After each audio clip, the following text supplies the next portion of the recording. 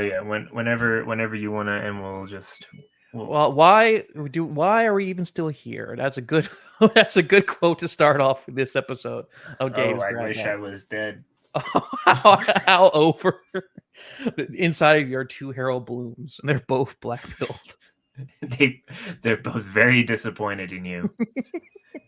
You You didn't shouldn't be read enough. reading that. Listen, you should be reading The Good Jewish Girl, Honor Levy is my first book. All right, Oh, that is oh, real literature. oh, thank God he's dead. Could you imagine That is real children's literature. the Bloom's critique of Honor Levy? Oh, he would have hated it so bad. Oh man, now I want to like see if like Twitter Grok can like make that like in the voice of Harold Bloom. Please review Honor Levy's My First Book. No. To summon his demon from the AI ashes. Well, the thing about her is that, well, actually, she comes from the same like I think enough digital time has been spent on Honor Levy. Thank you. Well, you obviously bought her book after we reviewed her, obviously. Right, yeah. And, I stole it from my library, so no one would have to read it. it's Lovecraftian knowledge, but it's still in the top 10 of the Tooky canon. In our canon, you guys have done what, like 8 episodes? Sorry, it's in the top 8. It just keeps growing. The more we do, the higher she will go. Boy, you guys really didn't like Double Dealer 9. No, wait. That's in the top 10. I know. Anyway. Hey, listen. I will have to admit, I think Harold Bloom would have appreciated some aspects of Double Dealer 9. Of course he would have, because it's good. Of course. Buy now on Amazon.com. Yes. Go and buy the Double Dealer. If you're listening to this, we'll get the shilling out of the way now.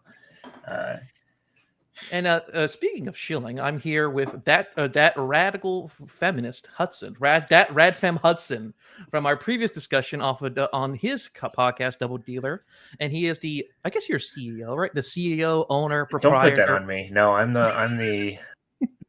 Mackie is really the brains behind the operation. I'm just like kind of there.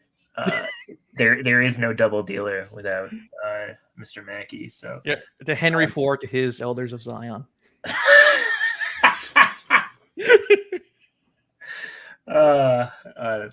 That's great. And we're not even 3 minutes in. All right, this isn't getting monetized. Well, no. Respectfully, listen. The elders, we are elders of Zionism. Oh, right. Of course. I mean, I love the nation state of places. Yeah, I love bagels. I love the little schmear cream you put on them. And to be completely cards on the table, right? This might be unpopular, but I think, Harold Bloom is clearly the great literary critic of the latter half of the 20th century and the 21st century so far. Maybe somebody in our sphere will pick that up, but I doubt it, to be completely frank. And there are reasons I think that, which we'll get into. There was one interview he did with Charlie Rose, one I think you sent me, actually, because I was in preparation for this. I was going through his interviews, and I reread some of his work. He had a lot of books. I think something like 40 books, right? Mm-hmm. Maybe before we do that, you should intro the rest of the episode. Oh, good idea.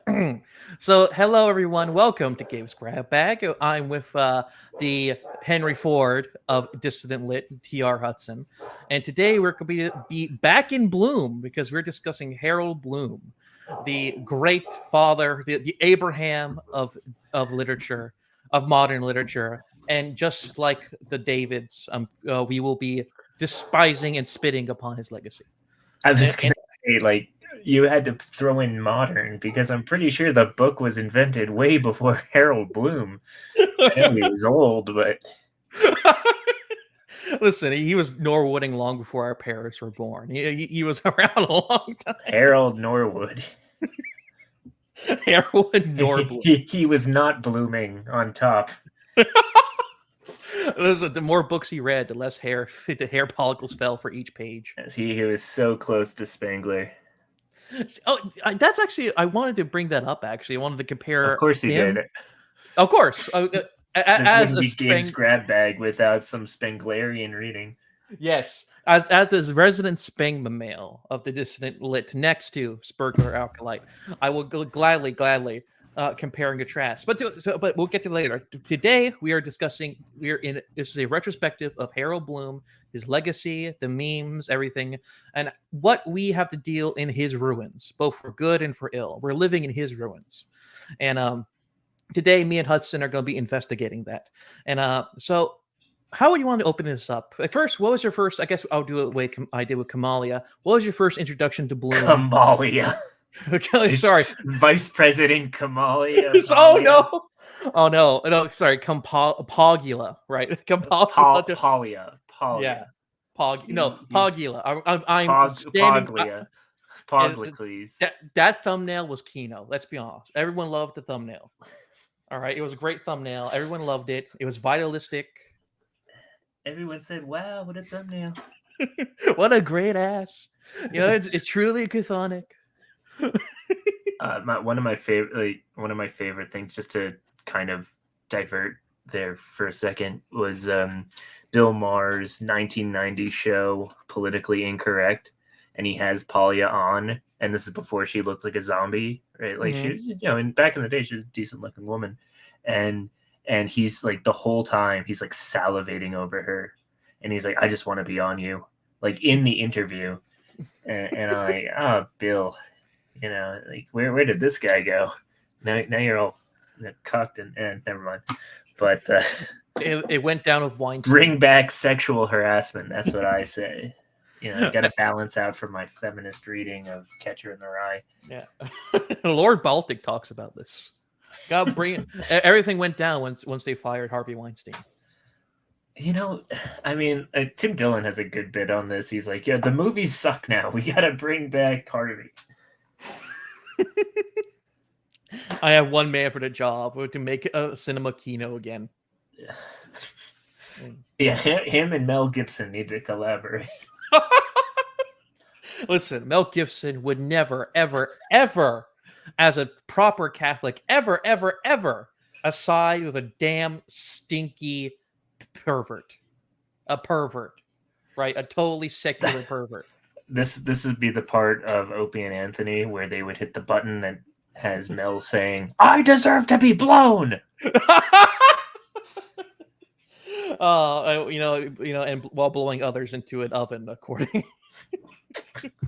But anyway, 8.5 minutes in, folks. Finally, we're back. We're coming back. We're coming back. I thought being on Drive Time movie night would sink my credibility. Hey, at least you won. I think you won that. I did win. Yeah, I won big. You didn't get cucked. I didn't have to post the coal. Now we are reviewing the foreman of Coleman, Harold Bloom. His rose blooms within the coal surrounding his life. The man was a coal miner, like, but he took pride in his coal mining, and he found the gems. and he gemmed with Charlie Rose. And because you were about to open your statement before the rampant anti-Semitism of this podcast got in the way, which I disavow. We both disavow clearly. We clearly disavow it. Yes. So Harold Bloom, titan of the literary sphere in the late 20th, early 21st century. Big, probably the. He said his biggest influence was Northrop Frye for a while, and then also Dr. Samuel Johnson, who, the thing about Samuel Johnson is, as popular and as enduring as Shakespeare was and is, we probably wouldn't have as much scholarship on him as we did without Samuel Johnson. I think of course. That's fair to say. That's not controversial at all. Right. And I think we're going to get into, like T.S. Eliot. I sent you links to Ivor Winters. I don't know if you got a chance to look into him. But he had this radical idea in like the 20th century of like a new canon. Like he was very much a return to tradition guy. Return of a V. Yeah, no, it really. Look up Ivor Winters. He's great, and he hated Emerson. Oh my God, did he hate Emerson? And the thing about Bloom is he made his bones in academia, reviving interest in Romanticism. So think mid to late 1800s, Ralph Waldo Emerson, Walt Whitman, and I'm naming Americans right now, but there's European romantics as well, and that was pretty unpopular because T.S. Eliot he pretty much salted that field for a long time. I know we just said a bunch of nonsense, or at least I did. So Gabe, get me back on track. No, this is what we're supposed to hear. We're investigating this man's legacy, and not only that, his reputation amongst critics, because we don't. They hated him. Other critics hated him. It was hilarious because he in the 90s he wrote a book called The Western Canon, right? Which was a big influence on me. I have a podcast called Canon Fodder, where we're looking at works of literature and also fodder, like kind of pulpy books, stuff that really is fun but isn't gonna really last. Soul slop. Yeah, exactly. Like I had Capitalissimo on. We talked about Robert Heinlein's Fordham's Freehold, or not Fordham. Farnham's yeah. Freehold. Great episode, by the way. Yeah, Pure I loved Tolkien, it. Yeah, which is about white slavery and what if this situation was reversed, but from like a California Republican in the 60s, like trying to understand the plight of the black man.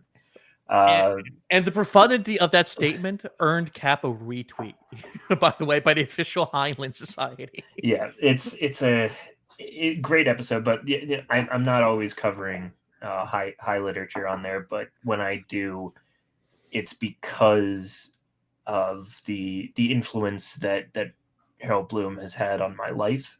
I started reading late in life. Well, late. I mean, I'm in my 30s now, but I started reading in a lot of people in our sphere have read at a young age and sort of grew up reading. I did not. I started reading because I was going to college and I was like, maybe this is kind of something I'm supposed to do.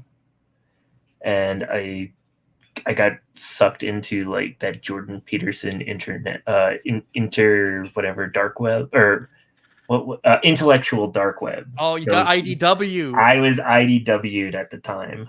Yeah.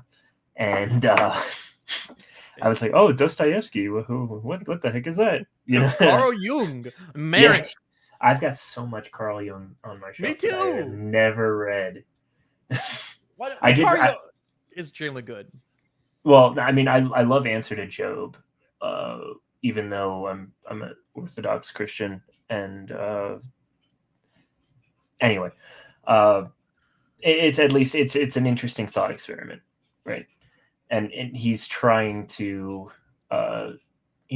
understand Christianity from a non-Christian lens, which is funny.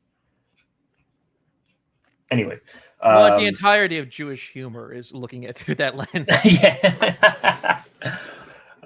But Harold Bloom had a massive effect on me, the way that I read things, and even though I don't necessarily agree with everything that he kind of stood on, I for one don't really care for the Romantics. His sort of pitch defense of the Western canon, especially of not including mediocre work from minority voices, which is what really, I think, pissed off the Academy, was that he called them out for their resentment. He called them out for their hatred of what is beautiful in order to prop up what is politically expedient. Yeah, he called them to school resentment. Yeah, and he was. It's weird. He was like the last honest Democrat in some ways. True. I'll definitely co-sign that. A very, very interesting fella.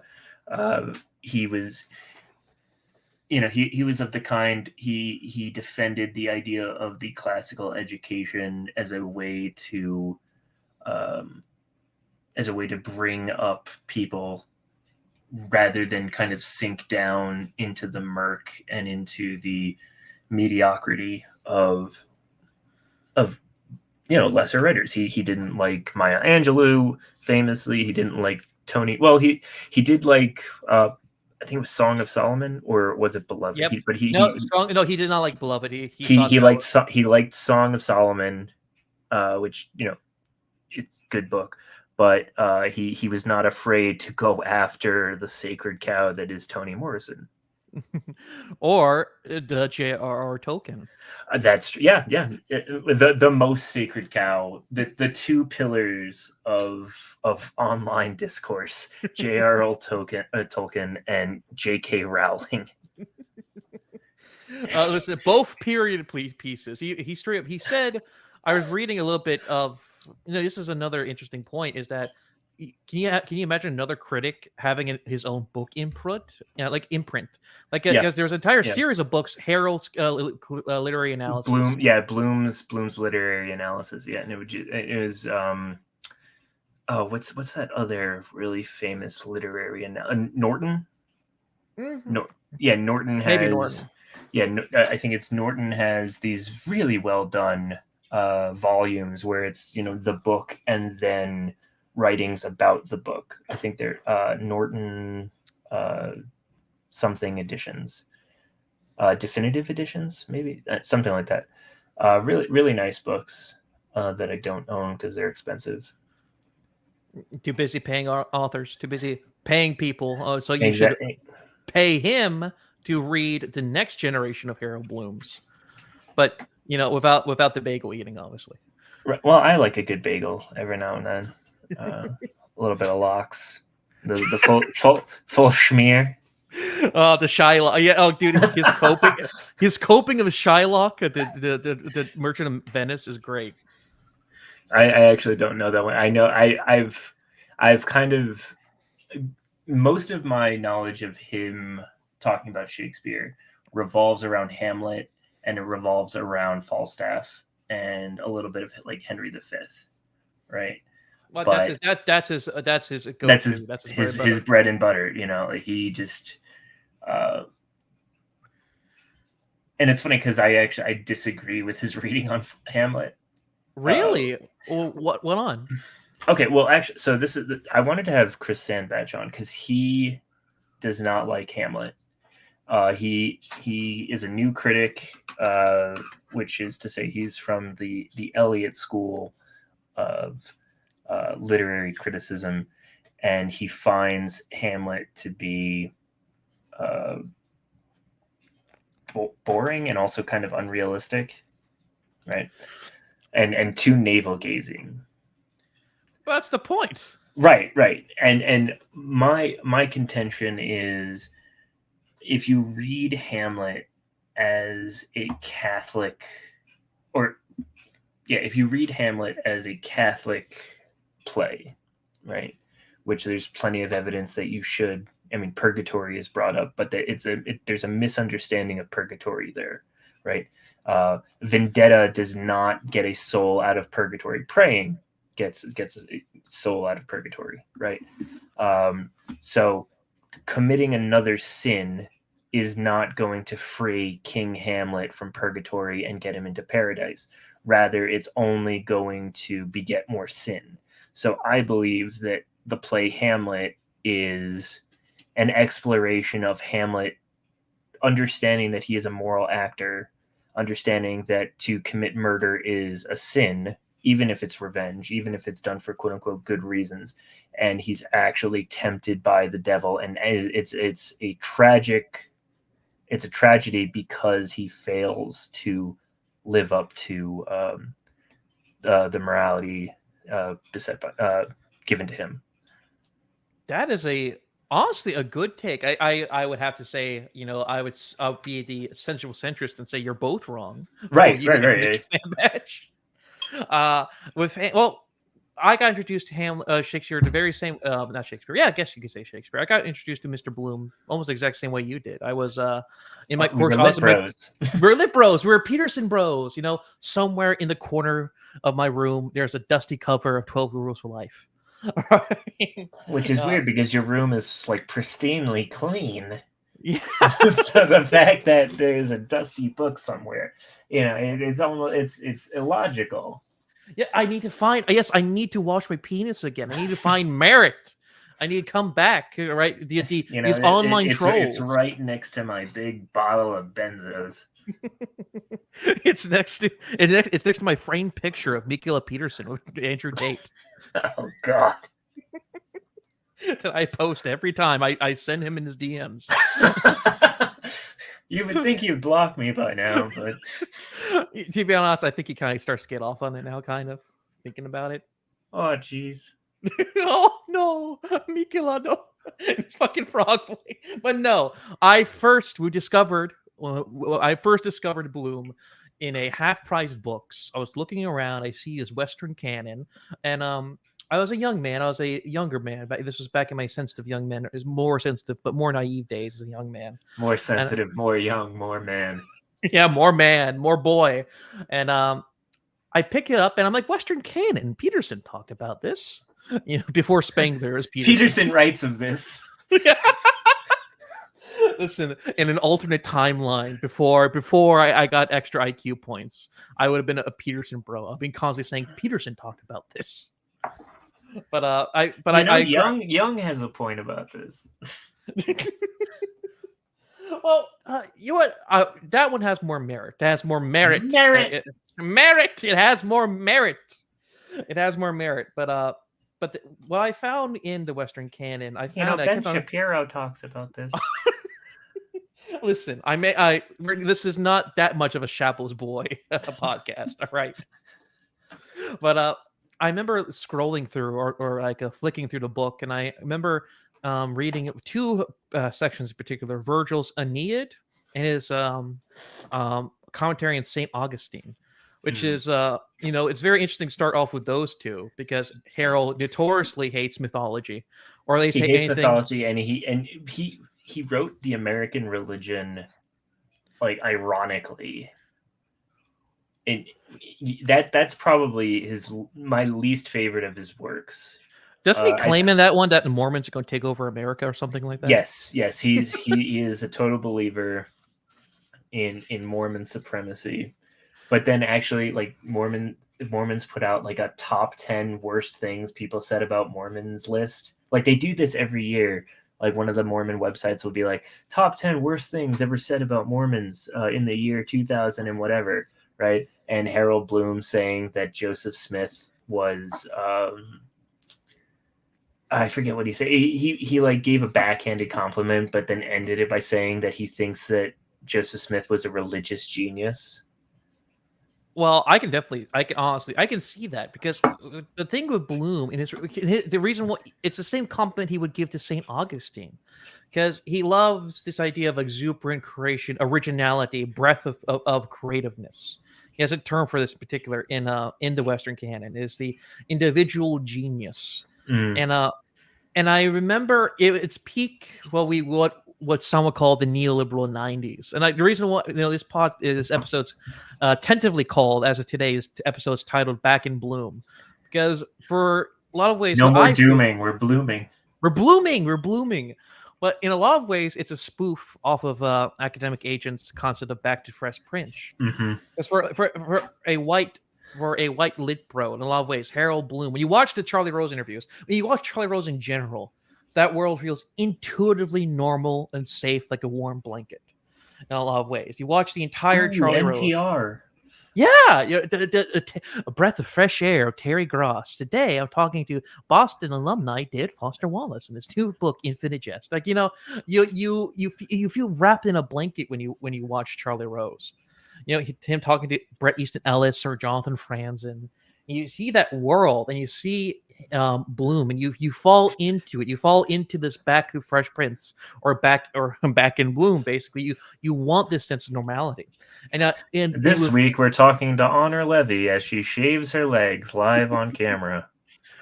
Back in this, and nowadays you have to pay for that on her OnlyFans. Buy my book. Hey, back in the day, you got to see Camille Paglia do a mommy role play while on the Food Network. Good God. But you catch my meaning. With Bloom, I feel there is one of the videos I sent you in preparations for his talk was an episode on him discussing Moby Dick. Harold Bloom loved Moby Dick. Which, I mean, and I think that he is.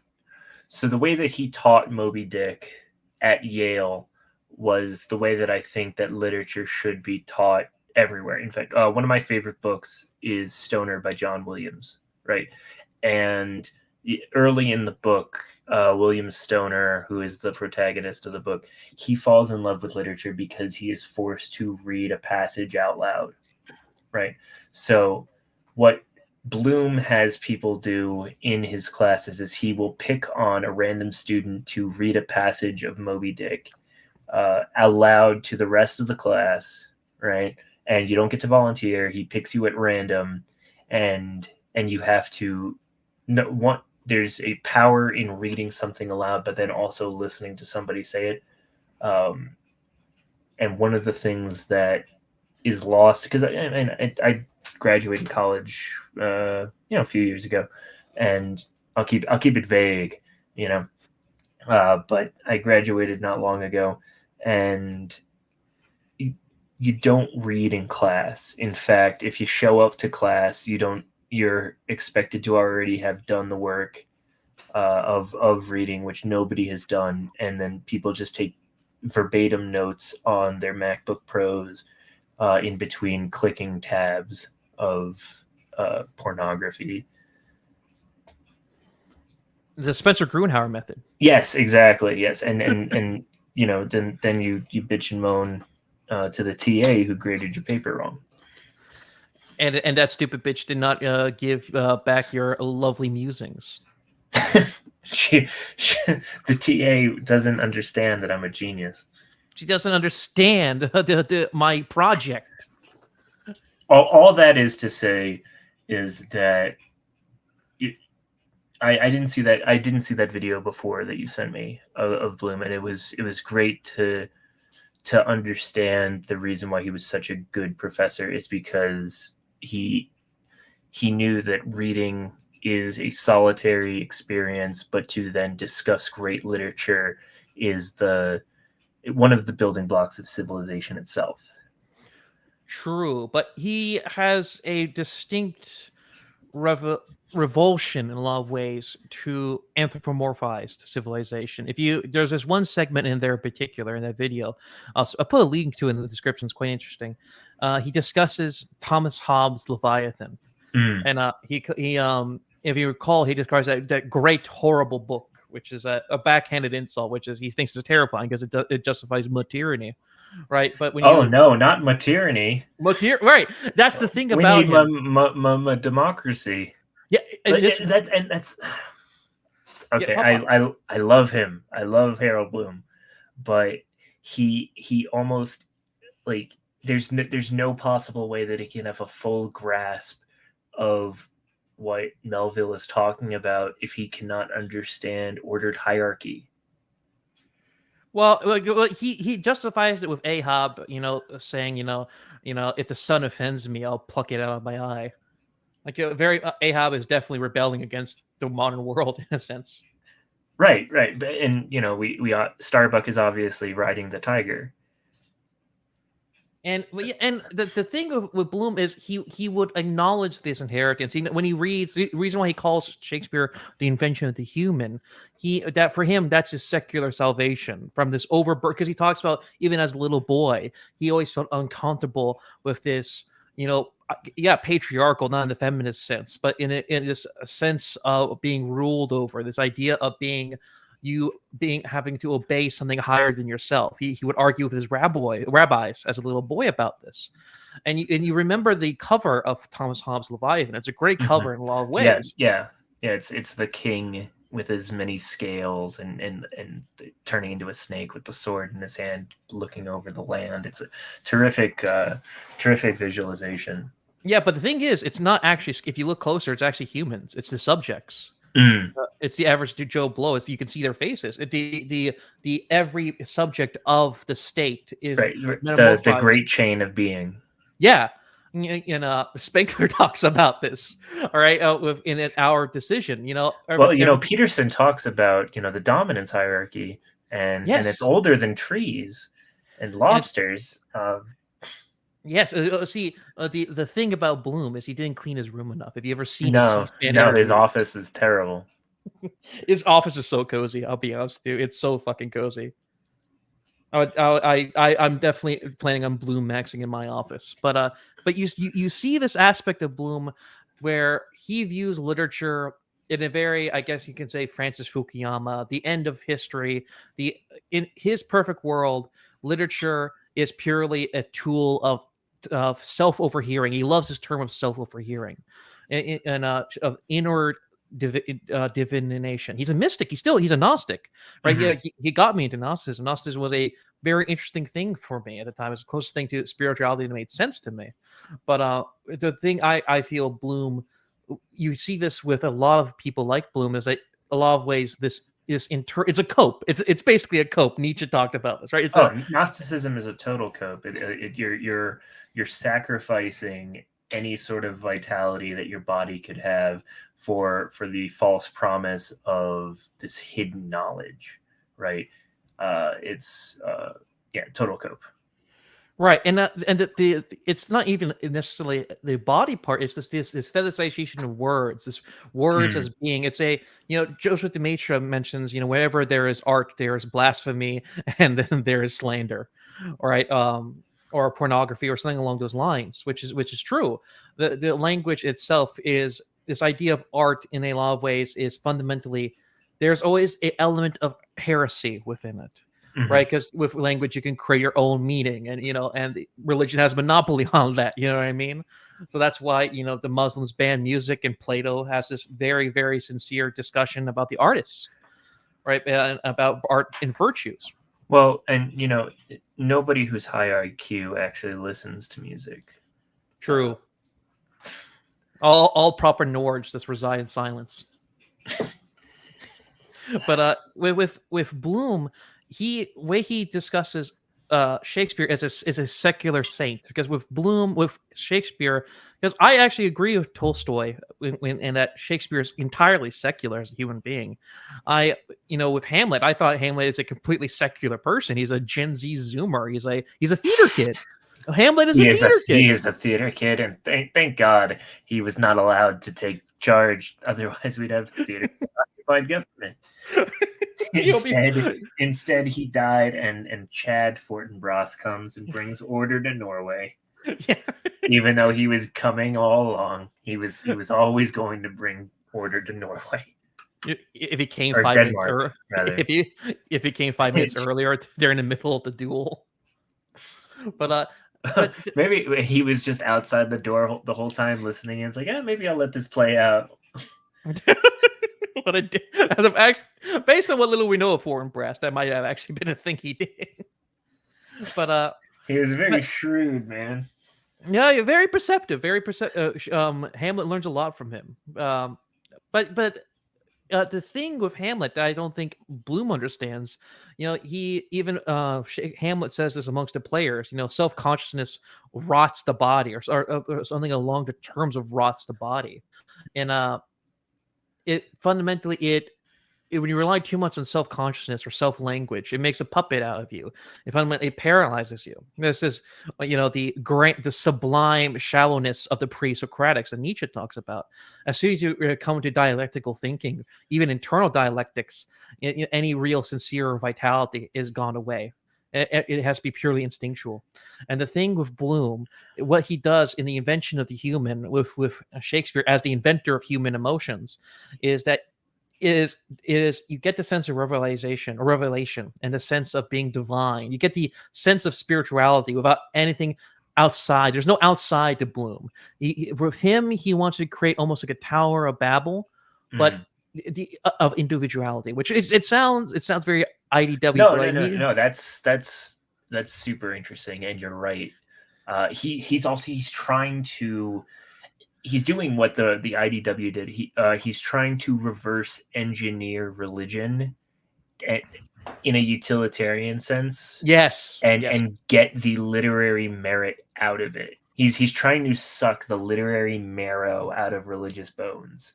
Mm-hmm. And it does a disservice to the authors. He mechanicalizes the authors that he covers, and he canonizes even.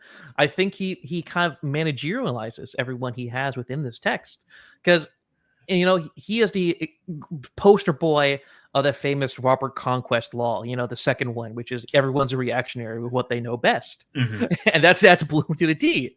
And the worst part is he's like almost he's apologetic for he runs cover for their Christianity, right? He has to acknowledge it, but like almost dismisses it out of turn. He's probably right about Shakespeare, right? But the society that Shakespeare lived in was just so steeped in religion that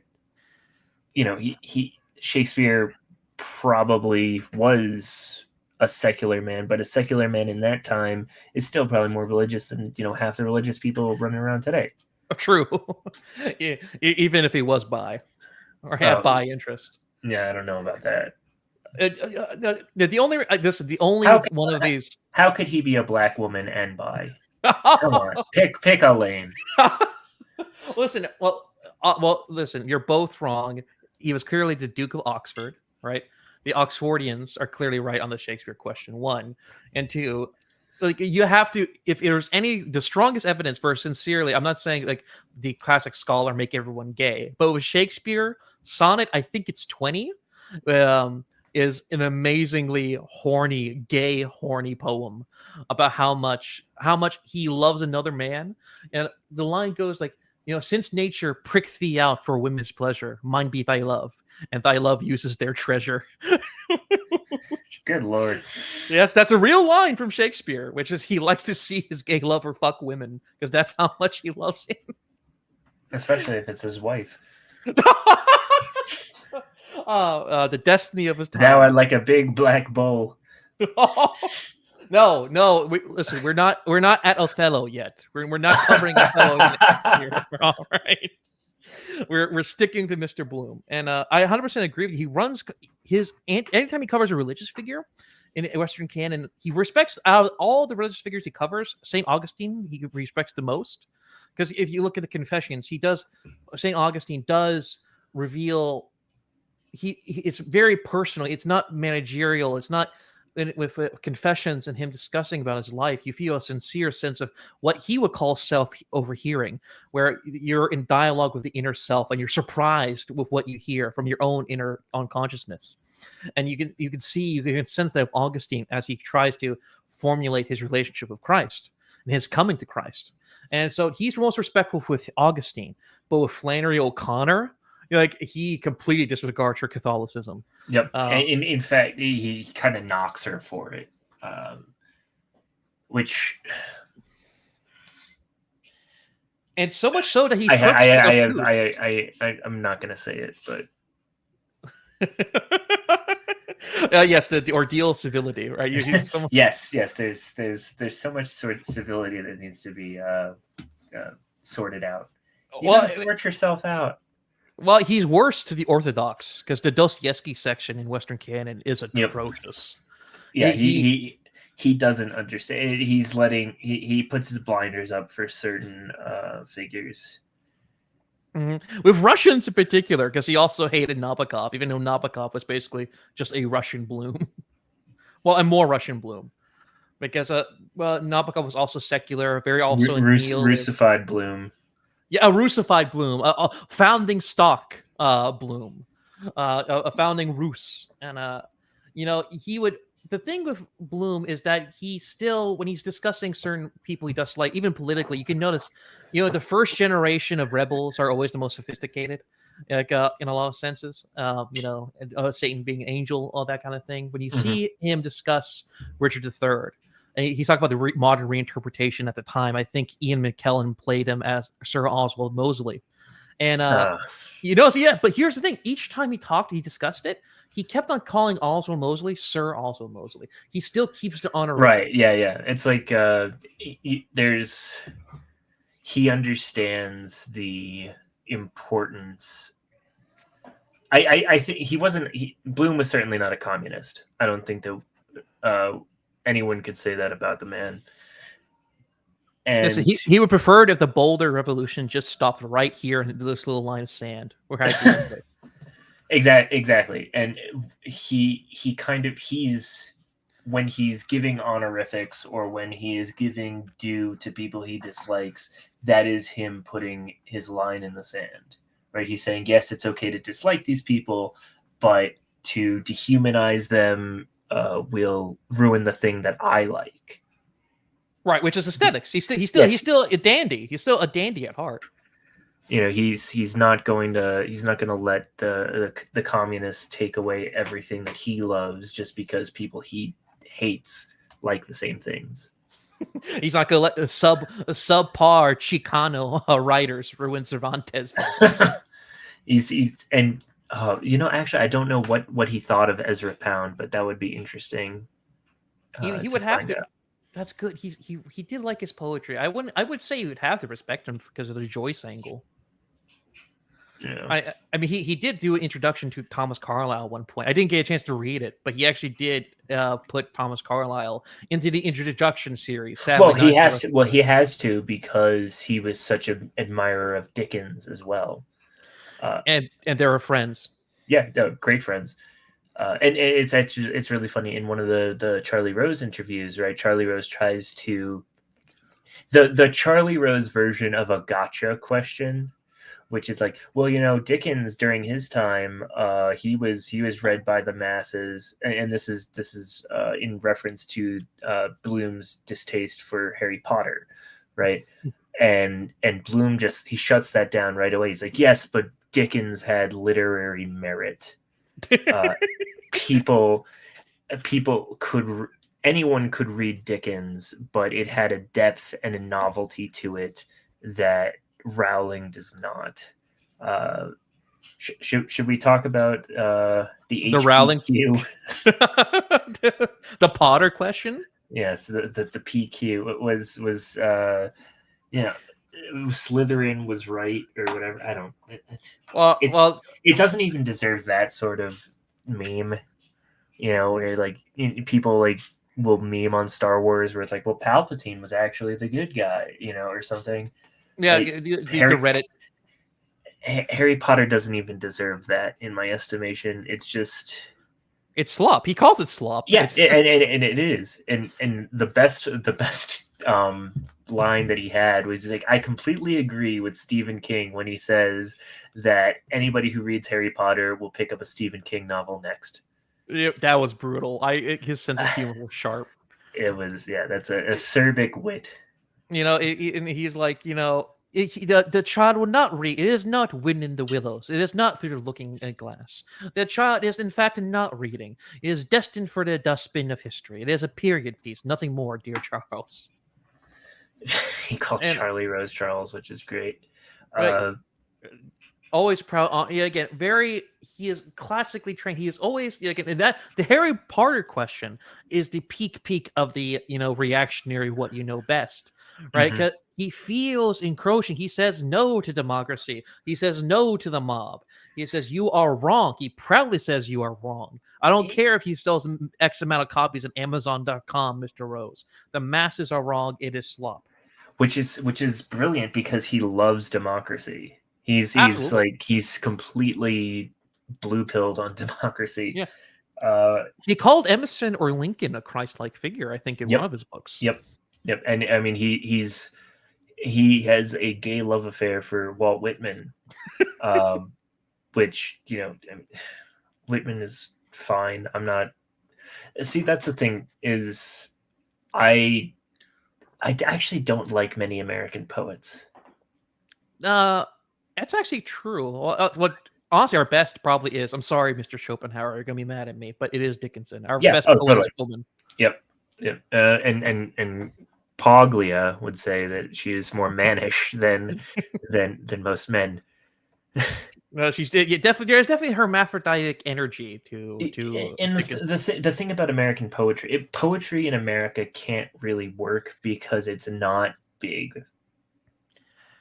Wait, not big as in popular. No. I just mean large. Oh, like America is about largeness and bigness, and like we need to write the longest novels. Even our short stories have to be long, or they have to be fast. Like it has to be new. You know what I mean? Like it's just there's some quality to American poetry that just is not American, except for Robert Frost. Well, because poetry has roots, and I'm not gonna go all Evola on the American question. But... Yeah. No, go ahead. No, but I prefer. I think the French Romantics are probably the best Romantics. Obviously, True. I like German poets, and my favorite poet is either Yeats, who Bloom loved, or actually Houseman. Really? Yeah. Well, I'm basic. My first poetry I ever memorized was John Keats. I still have a love for Keats. So Interesting. Cringe. I can smell the disgust. I can smell the disgust. And of everything I ever said online, this is the one that triggers you the most. So I had an episode of my podcast with Lomez, right, and we discussed Jim Harrison, who was like the great American novella writer, and he had such an economy with words because he started out as a poet, right? Oh, I didn't even mention Russian poets, and like Russian poets are just Russian poetry is so much better than anything in the West. Do you read Russian? Kind of. Oh, he reads in translation. I read in translation, but I know a little. Fuck you, poser. I also watch anime on subs. Well, no, subs is different. Subs is completely different. Or no, dub. Sorry, no. Yeah, subs. Yeah, that's translation. You douchebag. No, it's completely different because an anime is a visual medium. The language is not the entire point. Poetry is the base roots. It's like cooking with the roots of your like language ethnicity. You can't change it. This is why I haven't read half the canon, because I only read in English. Not totally because I'm lazy. Yeah, no. We're moving on. Anyway, back to Potter hate. Back to Potter hate. I think that he is completely right. I think it's stupid to let the proles enjoy things because you grow up and you get Disney adults. People who exactly they do not get past Harry Potter. They start reading like erotica. Right. They take something for children and they say, "Oh, I'm an adult now, or I'm a grown up." Right, because they'll in their own minds they'll say grown up, right? I'm adulting, right, which means that I need to take this thing for children and sexualize it, right? Because adults have sex. It's a stunted adolescence. Yes, yeah, arrested development. And the thing is, real children's literature, you can read into your 50, 80, 90. Like, Mhm. he's not against children's literature at all. No, not at all. And there's even an edge of sexuality in some children's literature, especially if you read Carol. It, I mean, listen, I mean, it's a meme for a reason. It's there, even in like just the idea of growing up, especially young women growing up. They have to confront that earlier than young men do, right? Um, whereas whereas in something like Harry Potter, it's completely ignored, right?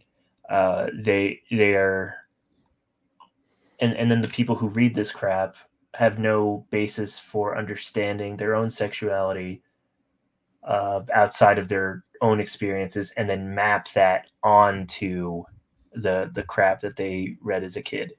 Right. And the thing is, he is a doctor of literature. He much like Dr. Johnson, he is Dr. Bloom. He describes literature as a nutrition. It's supposed to feed you. Yes, I am using a food analogy, but this is actually apt. He is trying his best. Here is the innate reactionary of nature. Harold Bloom has everyone is a nationalist for what they love best, and he is a literary nationalist. He wants to preserve the aesthetics, the standards, the quality. You can read Don Quixote and Shakespeare and realize just with the profound depth and weight and texture of their writings. And the thing is, to appreciate that texture, you have to have the right taste buds, right? You have to be born to be receptive to it to begin with. But that goes against his noble lie, the lie of his world order of the post, what's it called, the boomer truth. Yes, boomer truth and the neoliberal empire. Yeah, right. The global American empire. I wonder if that's what killed him. yeah, I Is think so. this is he had to die before he saw it all fall apart. He saw that's the. I was so glad always I'm glad he died before Fukuyama, because at least he died somewhat more in peace. End history. Yeah. Well, Fukuyama has to be tortured. I can't wait for Trump to like mass Invite him to the deportations. White House and then behead him. Yeah. No, make him watch as Putin plants a Russian flag in Kyiv, and then I mean, finally, that'll never happen because they're the good guys. The Ukrainians are the good guys, and Russia is the bad guys. They're like the Empire in Star Wars, yeah, and that'll never happen. yeah, Right? Because the bad guys always lose. they always lose, and also no two countries with a McDonald's Have can ever go to fought war. war. Yeah, especially when they use migrant labor. That's why the whole world needs migrant labor. Right? No Yes, wars. we need exactly no more Hermano wars. Oh my god, I see the Mexican edit of that meme. That'd be good. But and sincerely, I do mean the Fukuyama part, because his Tower of Babel, he talks about this in terms of multiculturalism in Western canon. The first two parts of the Western canon, which is the introduction to why we need a canon and why he says Shakespeare is the embryo, it is the center of any canon. If you were to move Shakespeare, he moves the canon around him. He has a center of gravity. Is that Shakespeare is a truly multiculturalist. Shakespeare is truly multicultural. He can relate to any human being. You see the Kurosawa films, the adaptation of Shakespeare in Japanese and in Japan culture, and it's such bullshit on some level, because he really does dismiss everything from the Greeks onward, until like he dismisses Homer, he dismisses Virgil, he dismisses the Greek tragedians. Sorry, I never say that word out loud. Hell, he even dismisses Beowulf. And that goes to his critique of Tolkien, by the way, is because he doesn't understand the Anglo-Saxon tradition. He hates adventure stories. He's no fun allowed. Actually. He really is. Yeah, he's no. There will be no fun. The reason he loves Melville is because half of it is about the science of whaling. Which is great.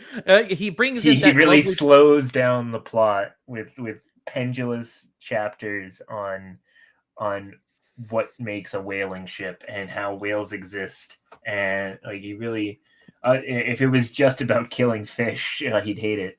Yeah, no. If it was like Ajax, where Ahab jumps out of the boat and just stabs that fucker with a harpoon, you would hate that. It literally is no fun allowed.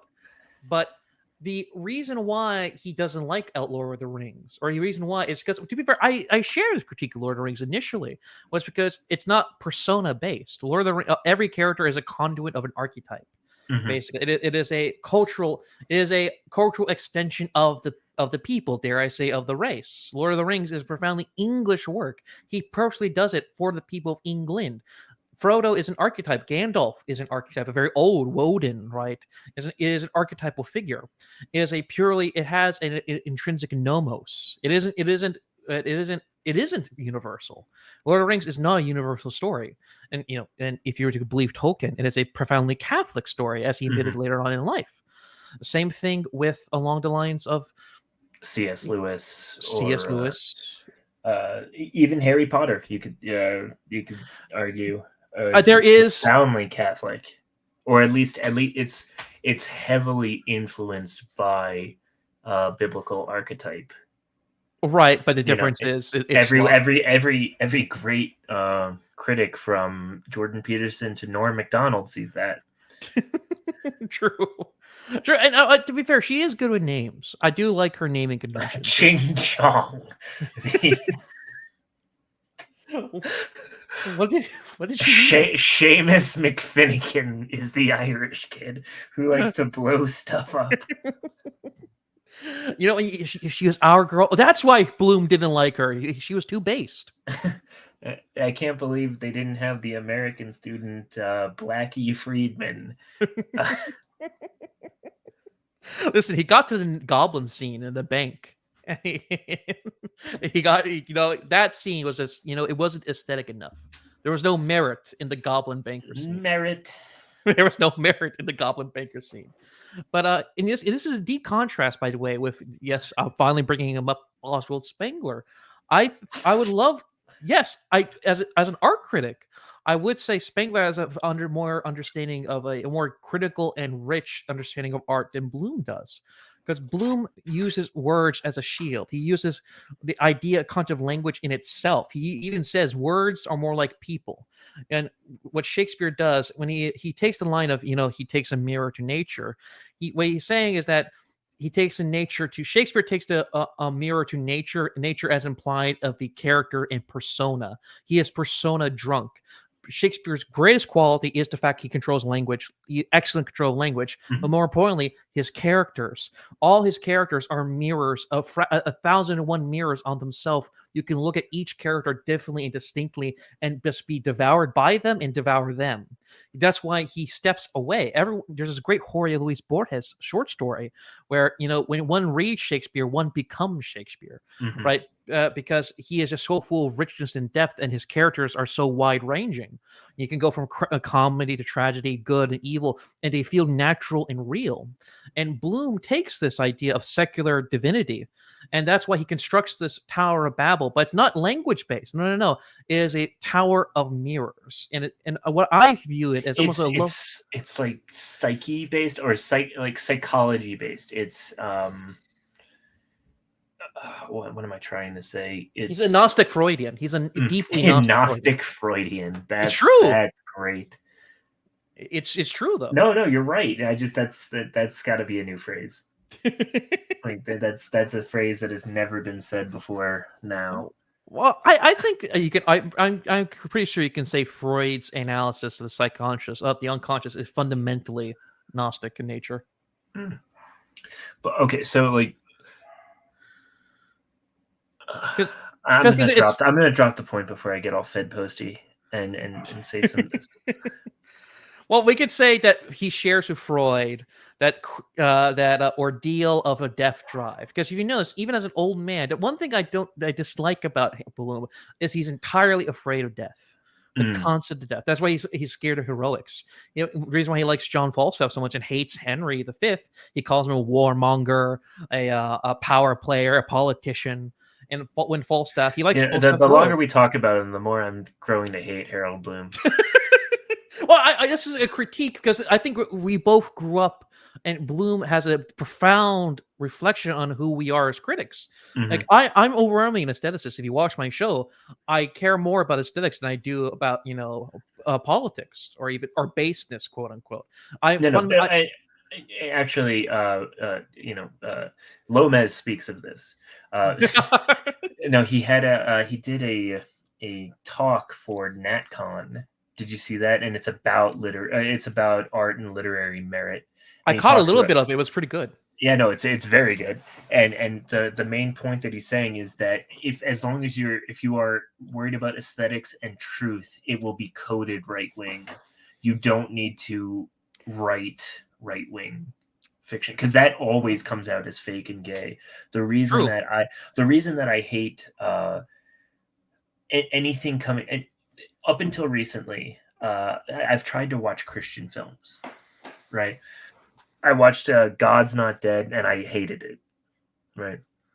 Recently, Angel Studios, they did Sound of Freedom, right, which was like a big film a couple of years ago, and they're coming out with some pretty decent films. They've got a Bonhoeffer film coming out that I'm definitely not going to see, but otherwise they have some really interesting science fiction films that have come out that are based on like they have a movie based on Job. It's kind of clunky, but like it's better than like a lot of slop coming out these days. I give them more leeway than I give, say, like a major Hollywood studio that's been doing this for forever, Right. right? And But Job is a great story to do because Mhm. that has the most drama of even in the classical pagan sense. It is the most dramatic of the Old Testament. It's such an odd book, but I love it, and everyone should love it, or else. Well, because um, it's a hard pill to swallow. Because yeah, I yeah, no, bad things happen sometimes, and it's just you just kind of have to deal with it. yeah, every time I went to I have cousins who go to these like low Protestant churches, with the jeans and the t-shirt and the guitar. You know what I'm talking about, I mean, right? I went to one of those for a long time. So you know exactly what I'm talking Yeah. Oh about. yeah. And the guy comes in and Jesus loves you, and you know what? And Gilgamesh, he compares like God would never enslave his children, God would never hurt his children, and all this. And of course, my brain goes to Job. I mean, God is not Go your to friend. Job. He go to any book. Go to Exodus. Yeah, right. That's the problem with low Protestants is that they Well, that's honestly the they, problem. Like, and actually, I will say that I wish that Bloom had pointed this out in The American Religion. He kind of glosses out that. That's also why I think that it's his worst book, because uh, he cannot do introspection there. Uh, American Protestants, especially low non-denominational Protestants, and like many Baptists, like unofficial Baptists, right? They cannot understand the sacrifice needed to be a Christian, right. right? One has to, in order to truly commune with the Lord, one has to give up not only his the things that he finds pleasurable, or the things that he finds good that are sinful, right, in his nature, but he also has to strive to become like God, Exactly. right? Where my priest said this to me once, and I thought it was really good. And he always says that if he's not plagiarizing, then he's not doing his job correctly. So I don't know who he took this from, but he said that Jesus was fully human, right? So we are subhuman, because if Jesus was human, then what we do, and he never sinned, then what we do in our sin must make us subhuman. Right. We're beneath him. Fundamentally, Exactly. we're beneath him. Right. And yes, God is infinitely merciful, but he is also infinitely just. And that's a And foreign concept to the American psyche. They mhm. cannot. It's fundamentally against the American. Well, because No, it's not egalitarian. right. Well, He has to love everyone equally, right? His grace has to be spread among everyone equally. and on an individual basis, by the way, it's a All you have to do is nothing. yeah, it's this personal belief. Yes, I don't go to church, I don't read the Bible, but I know Jesus loves me. It's insane, and You see, you were expecting anti-Semitic podcast, folks, but this is No, actually we are Christ pilled here. yes, we are actually the Protestant hate hour. This is Yes, total Protestant death. TPD. But I do. It depends on what the P is. Potter, Protestant, and it's funny because they hated Harry Potter for like all the wrong reasons. Well, the evangelical whinging about Harry Potter being witchcraft and bad and satanic, and it's like, yeah, whatever. Now, if only they felt about that for a certain anyway. Anyway, the point of Bloom and the strength of Bloom is that he is generally he has inbuilt wiseness. He is exuberant. He is funny. He has love. He has a sincere love for his students. He does it. He knows. He calls them the children. Yeah. You know, like he is. It's funny. He hates Gandalf, but he is very much a Gandalf figure. He is an archetypal wizard. Yeah, he absolutely of language. He is, and I would go so far as he treats literature and his duty as a teacher in a lot of ways as a religion. As he gave up the path of the rabbi to become a rabbi of literature. And I mean this actually. I don't mean this in a joking sense. Oh no, totally. No, and I mean there are so many stories like that. Did you ever see the Matt Damon film Rounders? No. Oh, it's a great film about playing poker, right? Matt Damon and Ed Norton, or not Edward, Edward Norton. Ed Norton is from The Honeymooners. I don't know if you've ever seen that show. Matt Damon. I'm a Zoomer. I don't watch television. I'm busy scrolling through Cole on Twitter. I've got my TikToks. I can't watch it unless there's somebody doing Subway Surfers on the bottom.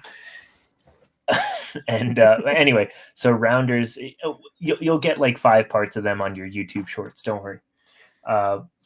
There's a scene in the film Rounders, which is about poker players, where his Jewish law professor is giving him life advice, right? And he says, my parents they disowned me because I became a lawyer. They wanted me to become a rabbi, but I could not find God in the words, so I turned those skills towards the law, right? And it's an archetype of Jewishness in a lot of ways.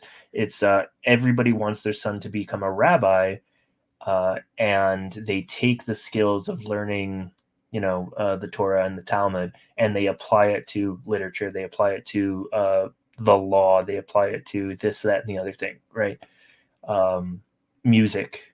You could say like Bernstein is heavily. You would not get Bernstein if he was, not Jewish, right? Obviously, right. But you know what I'm saying. No, absolutely. There is something to the. I'm trying not to be offensive, but these young men spend much of their lives studying one thing only to apply those skills to a completely different field, and they excel at it, and that becomes their God. And that explains that quote. You could literally just change the word law to Shakespeare or poetry, and that would be Bloom. And I would actually say I don't think it's necessarily offensive. I think it is a profoundly a beautiful tragedy of the particular Jewish culture, or at least that aspect of Jewish culture is that aspect, right? Because you can tell he feels a sincere responsibility because he got death threats for all of this, right? And he could easily, as a Democrat, listen, I despise the rednecks. I despise the South. I want to just, have my Walt Whitman. Walt Whitman will never leave me, no matter how many Chicano Mark Twain would never leave me. Mark Twain Huckleberry Finn will never leave me, right? But he felt a sincere obligation to step out of the revolution and say, no, this has gone too far. And of course, the revolution always eats its own children. Right. It's like, but can't we leave Faulkner alone, please? Please. Like he's going up to Robespierre and trying to convince him not to behead someone. Yeah, like Faulkner had black friends. Come on. Faulkner had black friends. Right, it's true. It is sincerely true, and there is something I genuinely mean, come on, honorable. Ezra Pound was a good poet. He was a great curator, right? And I would actually we should have looked up his view on Ezra Pound, because I think that's something they would both share. They both fundamentally feel they have an obligation to this what they view as divine as artistry, which is the aesthetics, which is a genuine sublime of genius, which they view as divine, right? And with Bloom in particular, it's also against death. Because if you remember that one Charlie Rose interview, he's like, "Listen, I wouldn't have written the canon if we lived 100, if we lived through Abrahamic times, if we lived 140 or 150. I wouldn't have to care about canonical quality because we have all the time in the world." And that quote kind of stuck out with me because it fundamentally this comes from his death drive. Basically, it's not about sincere quality. You can, yeah, I can eat. Listen, you can eat all the fast food you want as long as you don't get. It's the Ozempic argument, basically. Oh man, it is fundamentally he's making a hedonistic argument in that. By the way, this is why he loves Falstaff to such a degree. There is a sublimity in Falstaff. He has wit, and he has the sense of wit in other men. That's a great line about Falstaff, and that is true by Falstaff. There is something beautifully sincere about Falstaff, and there is something genuinely noble about Falstaff, despite it is still also more noble for Hal to ditch him at the end of Hal Part 2, or Henry Part 2. Guess what? He would have loved. I don't know if he ever read him. He would have loved Game of Thrones. No, he really would have. It's slop. But it's non-archetypal, right? There are like 7 different Falstaff characters within the novels. He would have loved Tyrion, right? And to be fair, I think the show was slop. The books, at least the first few books, are a lot better than slop. I wouldn't call them. They're not like this great literary triumph by any means, but. I think Bloom. That's worth looking up if Bloom ever read George R.R. Martin. I doubt it. But it's Martin is coming from a similar vein. When he asks what was Aragorn's tax policy, he's trying to humanize archetypes. He's trying to bring what is high down to the level of humans, which is low. I think he would prefer to anti-Semitism to do this. To be honest, you're dragging him, dude. Now, I do not stand against this. He hated Stephen King. He hated genre fiction. If he cannot take the best, which is Tolkien, Heinlein, I think he would have. I do. I think he would have at least. He wouldn't call it anything like high. He wouldn't include it in his canon, but I think he would treat it with some kid gloves. Oh, it's too plot focused. Actually, the books are very plot heavy, not character. They are character heavy, but the plots are way chunkier than the character parts, especially in the first couple books. Yeah, maybe I don't know. Maybe I'm being unfair to Harold. You are being unfair to Harold. I'm going full Shabu school right now. I will defend him.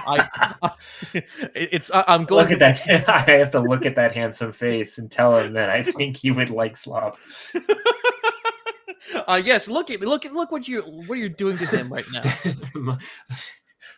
My PFP right now is his reaction to me saying he'd like Game of Thrones. This is my legacy. This is why I've left for the world. I'm going home to my own planet now. I'm going to my Luciferian Requiem, which his one piece of fiction he ever published was that Gnostic fan fiction. Yep. And that's actually probably why he loved Blood Meridian so much. Well, because it's a book he wanted to write. Yeah. He's like, oh, this judge guy is just like the character in my book. Oh God, we should cover. You should cover that in Canon, Father. Actually, the Luciferian. I forget what the book is called, but his Gnostic book. It's something. The Luciferian or the something of Lucifer, and it's actually a sequel to somebody else's book.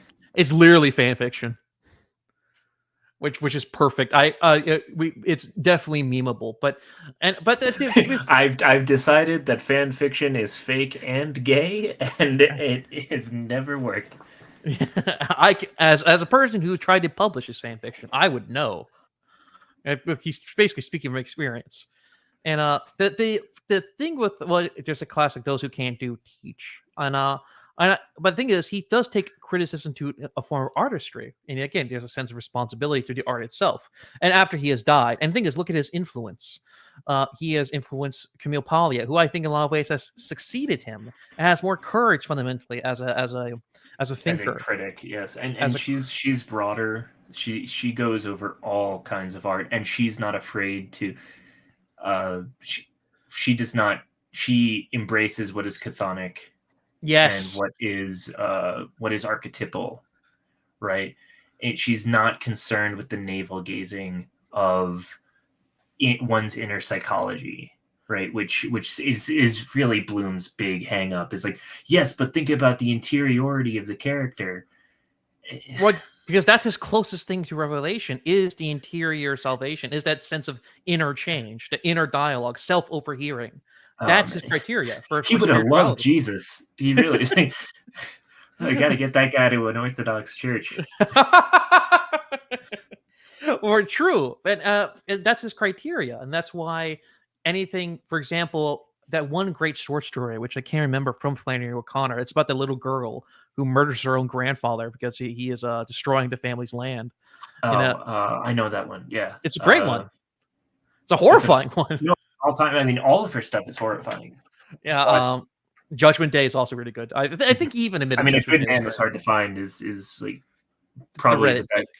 Well, fuck you. Am I wrong? Best. No, but it's the things get to Reddit because they're good, and then are whatever. You're not wrong. Filter. I am never wrong. Fuck you. I am the reincarnation of Harold Bloom. I am never wrong. I am exuberant in my self-overhearing, and what I'm overhearing is very good and very true. And with what they're saying, you really are lit. I am the best at what lit has to offer. And which goes without saying much. But do you think fundamentally that his legacy stands? Because he will be always going to. The literary establishment will consider him a dead dinosaur and throw him into the right wing. He's just an old man with these. He's just an old dead white man. Old, stale, pale, and male. He is fundamentally reactionary. It is bourgeois. It is the concept of aesthetics is purely a rich. It's Eurocentric. Yes, fundamentally Eurocentric. He is fun. You basically just call him a coon. Basically, true. He is from their point of view a coon. You know, he gets to. He is rich enough. He is privileged enough to live aesthetically. But us, the real dispossessed, we need representation for our lives. The hate you give. Thug needs to be put right next to Joyce and be. Don't forget. No. What is it? Prisoner. Prisoner. No, not prisoner.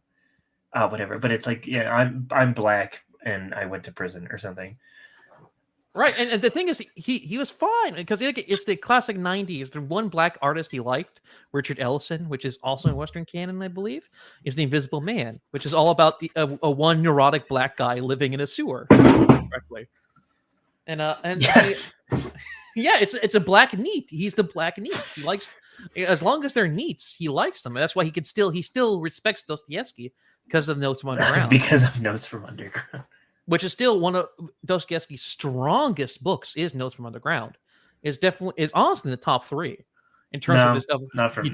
No, I'd say it's Brothers Karamazov, then probably Crime and Punishment, and then what was the Demons? No, I like The Idiot more than Demons. Really? Yeah. Well, the reason why, let's be honest, my critiques. I would say that it goes Underground, Notes from Underground, and then Demons to round out his top 5. That's fair. I mean, to be fair, my critiques of Dostoevsky are far more Nabokovian. Nabokov had this great line about Dostoevsky. He was destined to be Russia's greatest playwright, but he was cursed to be its most cumbersome novelist. Which actually is a great backhanded compliment, because he's saying the same thing he would say to Shakespeare is that Dostoevsky is great with characters. He's great with dialogue. His prose is shit. It's doggerel, to be honest. The Brothers Karamazov, you can keep so much of the characters, but just take so much out of the fluff. That's one of the ideas of the serial format I think needs to be taken away. Is that's one negative of the serial format, because Brothers Karamazov would be a lot stronger without the serial elements. Yeah, if it wasn't sacrilege to edit Dickens and Dumas and Dostoevsky, we could get some shorter books that are just punchier. Yeah, because I would say Dostoevsky does rival. It's almost Shakespearean with his characters. I would honestly say. So what, Shakespeare of the East, maybe? Shakespeare, honestly, the Slavic Shakespeare, I would actually say he comes dangerously close to that. He's the closest they have, actually. I actually think Spengler would even agree with that sentiment. He is the best the Russian soul has to offer, other than maybe Tolstoy, who has his own criticisms of Shakespeare, which are not even necessarily wrong. I would also, I just to put a pin in the Dostoevsky point, I might even put like maybe a Gentle Creature before Notes from Underground, just because Notes from Notes from Underground is basically just the blueprint for Crime and Punishment, which is a superior work without the salvation, obviously. Right. It's yeah, whatever. We could do a whole other thing on Dostoevsky. All that is to say is that Harold Bloom is wrong about Dostoevsky. Oh, absolutely. And his criteria is he is diligent and he is fair-handed most of the time. Harold Bloom, as a critic, he is very diligent with his criteria. He's very diligent with what he reviews, and he is a hard critic, and he wants you at his strongest. He wants you at his strongest. But the thing with it, he has very, very particular boundaries. And if you take that boundary, you are basically discarded. And if you are Slavic or Christian at all, you got some work to do. Tolstoy, he did love Tolstoy. He treated Tolstoy a lot better. Tolstoy was basically an atheist most of his life. If you read Anna Karenina, and that's literally like half of the book is beat for beat his conversion to Christianity. Yeah, and then later in life he went full trad orthobro, right? Yeah,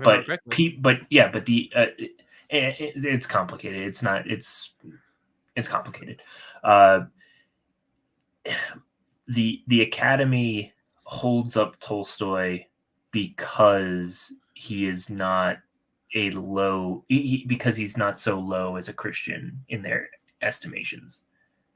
Well, they only include his books he'd written before his conversion. Right. And people read my confession, not ironically, but like begrudgingly. Yeah, for historical purposes, mostly for academic work. And that's the thing with Bloom. What would you say fundamentally with in regards to Bloom? We can see his flaws very clearly. It was hard to watch these flaws because in preparation for I feel like I'm tearing apart a marble statue. It is in some ways. I feel bad about it, but I can't not see the chips. We're partaking our own culture of critique here in a lot of ways, because Bloom has been such an effect on, I think, both of our lives. He taught us how to read. I generally do think in very fundamental ways. Mm-hmm. Bloom taught me how to read. Oh yeah, no, how to read and why is I recommend that book to so many people because people don't know what the purpose of this thing is. Even by Foster, How to Read Literature Like a Professor. Oh, I got bored of that. It's genuinely for like dumb people. Yeah, I enjoyed it. I got a lot out of it because I read it a long time ago. Sure, but not a long time ago, but a lot of it is just water is wet stuff. Like it doesn't give you that much of advice. I got a better appreciation for poetry and what how to do poetry. Oh, I guess that aspect's fair enough. That aspect's fair enough. But it did give me a better understanding of Dracula. Well, because he uses that as one of his best examples. I don't remember. Anyway, I'm Foster pilled. Well, I'm a Foster stan in a sea of James Woods. Oh God, that guy hated Bloom. Well, and for good reason. And for good reason. Bloom was a hornery. Hornery. That one. Yes. No, ornery. Without it, the H, you sick bastard. Sorry, his student. when Dan Baltic is 80 years old, he's gonna be hornery. And his new pen name, Harry Gloom. Harry Gloom. Which is the sound. Harry Doom. Yes. We're instead of back in Bloom, we back in Goon. We're be gooning. Back in Goon. But actually, he doesn't. I can't remember what he thought of Confederacy Dunces. I don't remember what he thought of Confederacy Dunces. Neither do I. Which goes without saying. But when you think of Harold Bloom and his effect on us, he did have a lot of value to life and value to his work. And I do say, in a lot of ways, he has achieved goodness in his life. I do believe this. But he did have this idea of maintaining a noble lie. His idea of maintaining the depoliticization. When he rants about the politics, I disagree with him. Even a part of me, the one that grew up in like normie neoliberal land, profoundly disagrees with his take on politics, because it literally is the revolution has hit its point and no further, please. All right. And because it is the construction of this individual. It's like his idea of the color out of space. The individual, his idea of individuals. This is probably a reason why he doesn't like Lovecraft, to bring up the anxiety of influence. I think something about Harold Bloom is deeply Lovecraftian, but so much so he gaslit himself to pretend that the monsters aren't real. The outside is not real. The cosmos is not real. With someone like, it's actually interesting to contrast him to Nick Land or with H.P. Lovecraft. Bloom understands, because when he talks about Job in the Old Testament, there is an outsideness. There's something more to man, but he both hates it. He is inherently terrified of something that's outside of human experience, which is why he's so terrified of death. And that's why he's so fetishistic of the present, of the internal present. When he talks about how Shakespeare is timeless and he invented the human, it gives him a comfort because the idea of an eternal present, everything he loves about a Shakespeare, there's a tinge of it is, way you are now is way you always will be. And to someone like, for example, Spengler or something like Howard Lovecraft, is that a human is insignificant. Or hey, Nick Land views a human is basically he doesn't care about the human. He views it from the standpoint of annihilation. He always thinks that humans are already extinct, and willfully so. We're just conduits for intelligence, for something. The human race is already extinct. Yes, that's exactly Land's take. That's the Landian take. And so why bother? There's with artistry, literature is about beyond human. It's about getting in contact with the outside, trying to learn something about what is beyond the human. And I think that aspect of Bloom is his weakest points, and that's why he can't understand something like Lord of the Rings. He can't understand Beowulf or the great epics. So I think, and one of the reasons that he loves Shakespeare so much is because Shakespeare is enduring after death, and the reason he's almost self-serving in the preservation of the canon, because it means that he himself is somewhat preserved after death as well, and that is his opium or his opiate for the for his deep fear of non-existence, because he doesn't think there's anything after this. Well, he even says it's the classic line of Cernunnos Aspera. He's like, we the Jews, we have a contract. We held up our deal, but during that event, Yahweh didn't hold up his end of the deal. Like I think he basically said that line in one of his interviews. You want from a human standpoint, fair enough. That's an easy nihilistic thing to say, but that I think that did hinder. He also said that in one of the interviews, he said that Shakespeare, had he lived longer, would have become a nihilist. Kind of true. I can definitely see that in a lot of ways.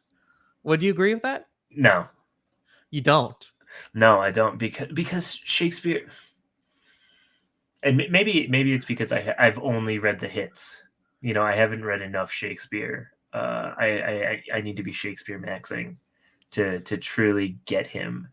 But there does seem to be something transcendent about his characters. Even his histories are tinged with like you can't read a Shakespearean history without the context of him.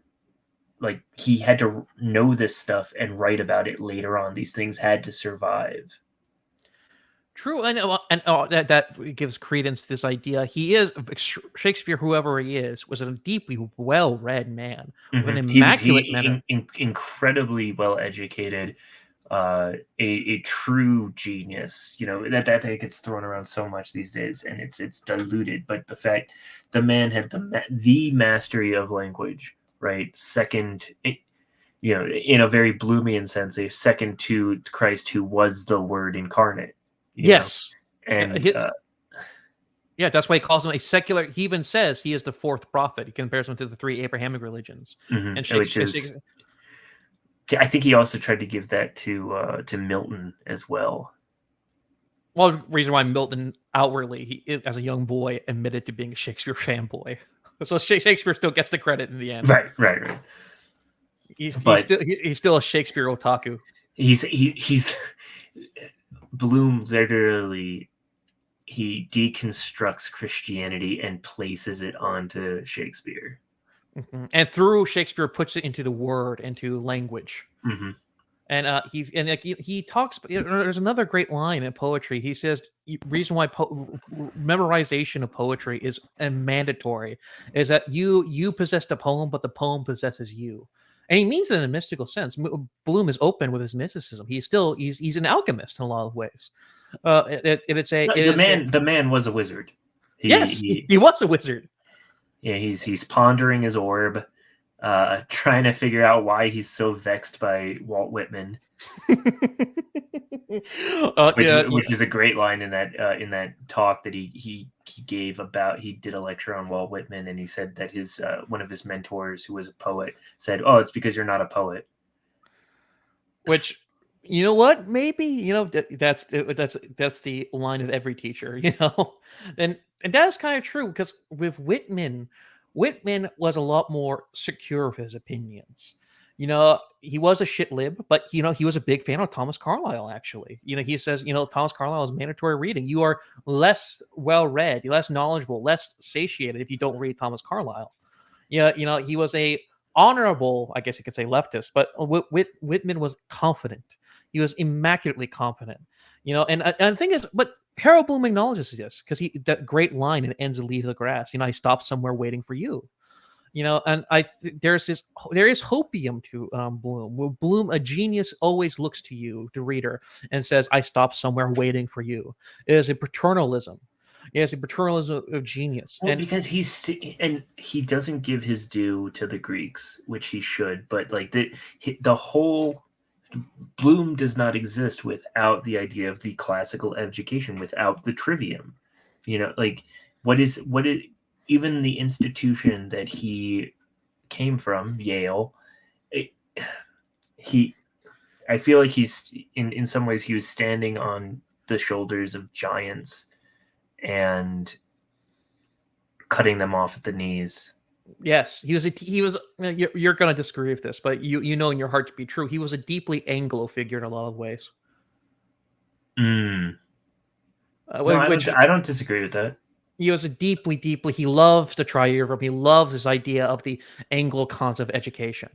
Yeah, right. It's completely different to the Germanic concept of education, because I can't remember what he thought of Goethe, but I remember he put Goethe in the Western canon. Oh, he has to. But if I remember correctly, he just talks about how much Goethe loves Shakespeare. He's great because he loves Shakespeare. Dude, I was so pissed. I read his analysis of Don Quixote in one of the introductions. He spends half the time comparing Quixote to Falstaff and ranting about Shakespeare's characters. And not only that, he does the Wojak doll thing. He's like, I fantasize in the afterlife Shakespeare gets all of his characters. He gets like Othello, he gets Iago, and he gets Hamlet, and he gets Falstaff, and he all acts them together on stage together. He plays fan fiction in the middle of an essay about fucking Don Quixote, dude. I wonder if like it tried to go 5 minutes without saying X. It's a try to go five paragraphs without comparing something to Shakespeare. which is Shakespeare writes of this.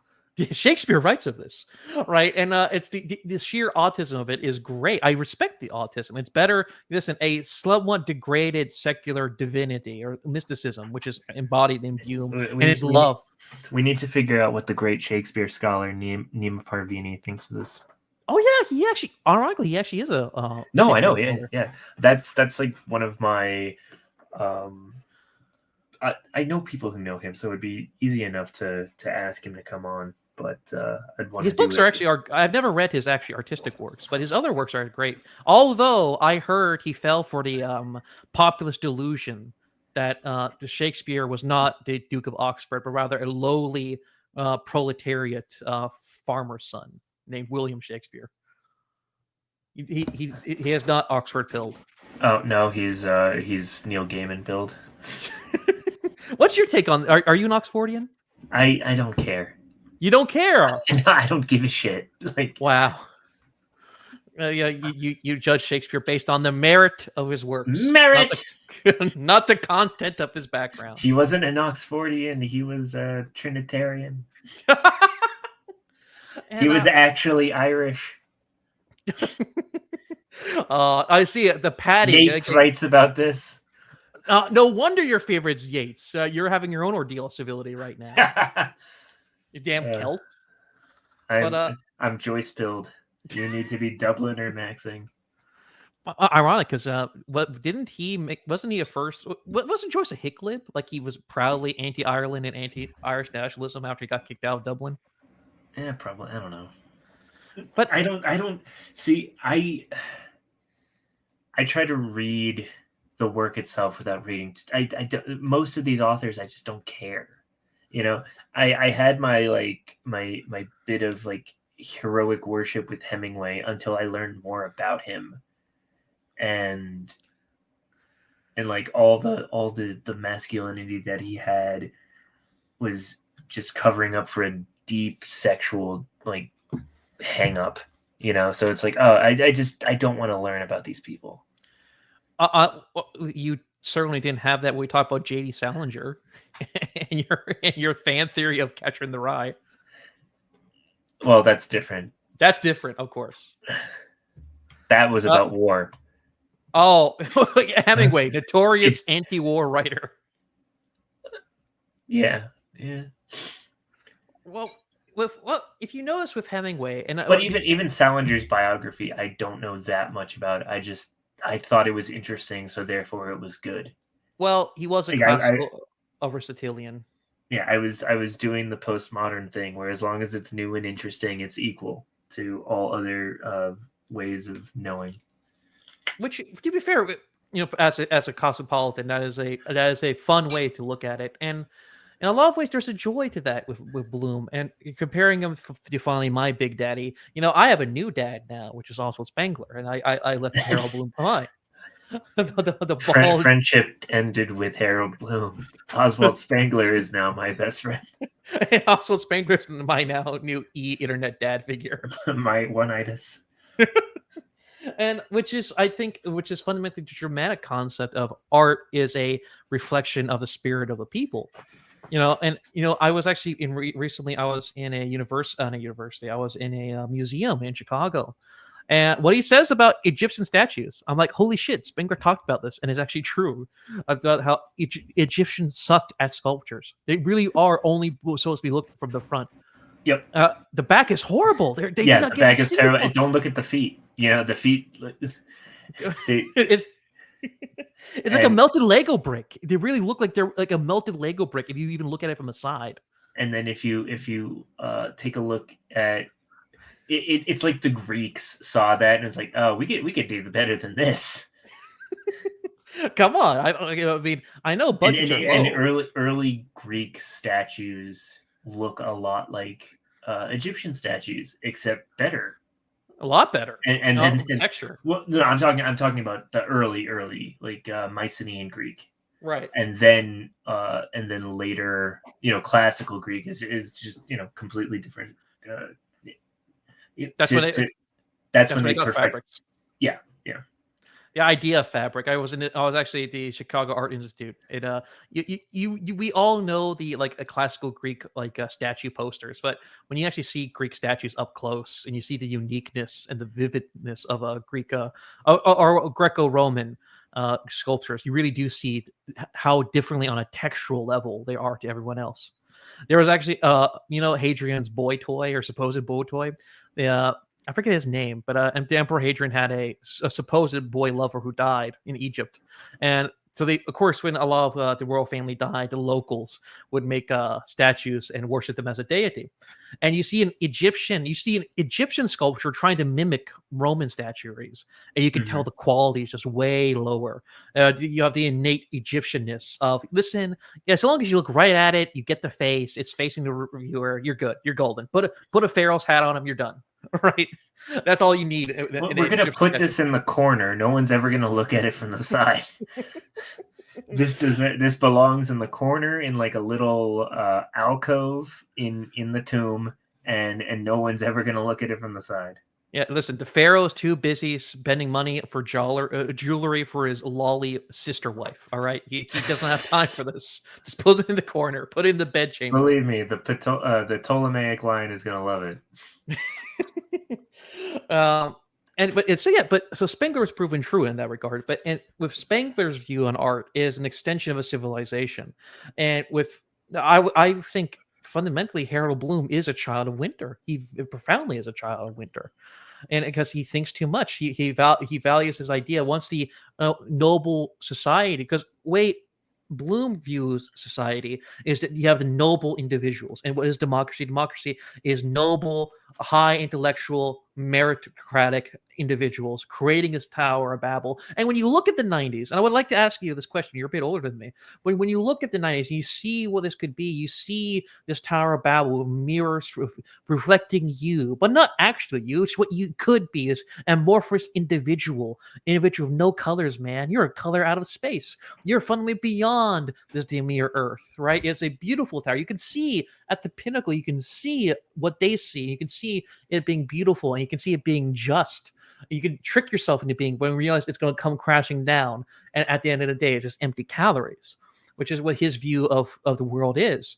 This obsessive reflectiveness of this managed order. It is fundamentally a managed order because, again, as soon as the people start reading Harry Potter, this beautiful democracy fades away, and the masses must be taught again by the noble elite, as they always have been, right? Which is his instinct as a nobleman himself. He does view himself as a noble aristocrat in a lot of ways.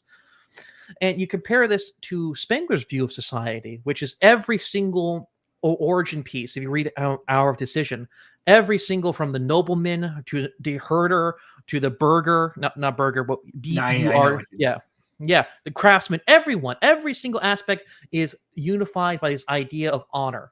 It is honor that unifies all of them.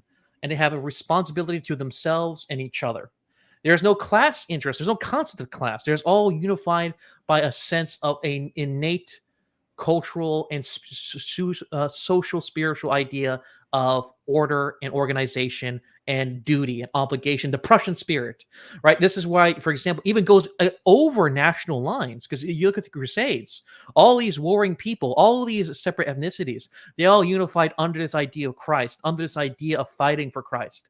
And for pure nobility, it's not even economics don't play a lot of the Crusades. Some, yes, during the first one, you can argue, certain economic, political, but for the overwhelming people who fought that war, the overwhelming nobility fought it for genuine belief in. And it's funny because the first one's the only one that was successful. Yeah, so give that its due too. Yeah, and that's the tragedy of it. The second one, third one, fourth one was the only one that was actually sincere in a lot of ways. It was the one where it was purely because noblemen in France wanted to die. They wanted to do it because they viewed it as their obligation, from a truly spiritual sense. And it's that great scene in Kingdom of Heaven with King Baldwin. Right, say what you will about the other aspects of the movie, but King Baldwin was a great part of that film, and I think he encapsulated it beautifully. And that's what Spengler says. Spengler mentions Shakespeare somewhere. I can't remember. It would be interesting to compare and contrast. But he would still say that Shakespeare is reflective of the Anglo-Saxon spirit. He would still say that Shakespeare does not get to get away with being an individual. Shakespeare is not universal in his mind. He's Absolutely not. And really, the only reason that Bloom thinks that Shakespeare is universal is because he is living in a post-British Empire world. True, but boomer truth regime. Yeah, basically. Yeah, exactly. Like he's living in the bones of Britannia. It's shatter. Britain is it's like the fish in water line. You know, the fish doesn't know he's in water. You know, that's Bloom. That's he doesn't probably know. Why he also hated Wallace. Yeah, he also hated the idea of sincerity, which his critiques on the idea of sincerity is true. You know, the idea of art, it's a skill. It's not, it's not endlessly reflecting on who you are. You know, something could be sincere and bad. And he definitely, again, he has a very, very elitist view of art. And look what happened to art now with this idea of sincerity. Like sincerity has destroyed the art, and it's the natural. So what is your what was your question? Well, you said you had a question for me. Oh, yes. The question for you, yes. The question for you, if you were paying attention, and totally, yes. I totally did not go off on a ramble. Totally. No. It was just a very long question. It's exuberant. It's this. You're supposed to still man grows. Yes, the man grows. But my question for you is, when I was looking at this Charlie Rose interviews with Bloom, I would like to ask you this question. If you could, this was a discussion that, Geo and Pruitt had a long time ago in Digital Archipelago. If you could go back to the 90s, classic Nietzsche question, a demon offers you to go back to the 90s, and you could live in the 90s forever. But politics would never change. There'll always be one race riot every decade or so. Well, of course, riot? Okay, race riot. Yes. Listen, my native European... English is my second language. I'm trying to speak my proper European. I'm trying to speak my Volk language right now, but it's coming away from me. My anxiety influence of English is hindering my speaking. But you see this, just every 10 years there's a race riot, and feminism goes. Sometimes they'll bitch about American Psycho, but for the most part, you can still make girl jokes and stuff like this. Is that way forever? It will never change to be more based, but it will never change to be more cringe. The 90s truly are living forever. It will never become more based nor more cringe. Would you take that deal if you spent 1 month in that era? No, you wouldn't. I would not. You would not be even tempted. I would be very tempted. A lot of us would be a lot tempted. That's a lot of fear. Distant right is that fear. Yeah, I mean that's really the accelerationists are correct in that the only way out is through. That's there's too much. I mean, I'd say the best nonfiction piece that I wrote, which was a piece about the city of Portland, right, is my love letter to the 1990s. Really? Yeah. I think, I'm not sure. I wrote a huge diatribe about how I would have done well in the 90s, especially because I listened to a lot of the music that was popular then. I understood the scene, even though I was, and I'm only looking back, one of those like only 90s kids knows type of thing, it's like stupid bullshit like that. But what's sad? The Zoomers are having it too on TikTok. They know how. Oh, I know. 2000s. Dude, I mean, I remember in high school, I was like, man, the 60s must have been so cool, listening to Jimi Hendrix, but like. There's always a danger in nostalgia, Absolutely. There is and unfortunately that monkey's paw would be, well, I know where it's going to end up. The demon would put me in the 90s and I would just be Cassandra the whole time. Also known as Pat Buchanan. Yeah. He'd make me Pat Buchanan. All these Mexicans are going to change everything. Yeah. Oh God. And wasn't he also hip on the Troon question at that time about you got Probably. guys in He was. skirt? No, that was Rush Limbaugh. Rush Limbaugh on Jay Leno of all places. I remember that. But I agree with that. And but with Bloom, you can see this nostalgia because it's nostalgia for an eternal presentness. The reason why the '90s feel so similar. Well, you lived it. I lived in its remnants. Back when in Walmart you used to have the game controller and the glass doors for the Oh video man. games. Yeah, and in McDonald's they No, also don't had the do game this to me. cubes. Don't Yes, do this to me, man. I lived in the remnants. Early 2000s, right there, and Obama changed everything. They took the controllers away, right? They stole it. But Unironically, you could just say thanks, Obama. Like he really was. It's funny. I'm doing an interview with Billionaire Psycho, right? Because he doesn't he doesn't do podcasts, right? He agreed to do a written interview again. And one of the things we're doing it on The Wire, right? The TV show. yeah. And it was Obama's favorite show. And I'm not surprised, actually.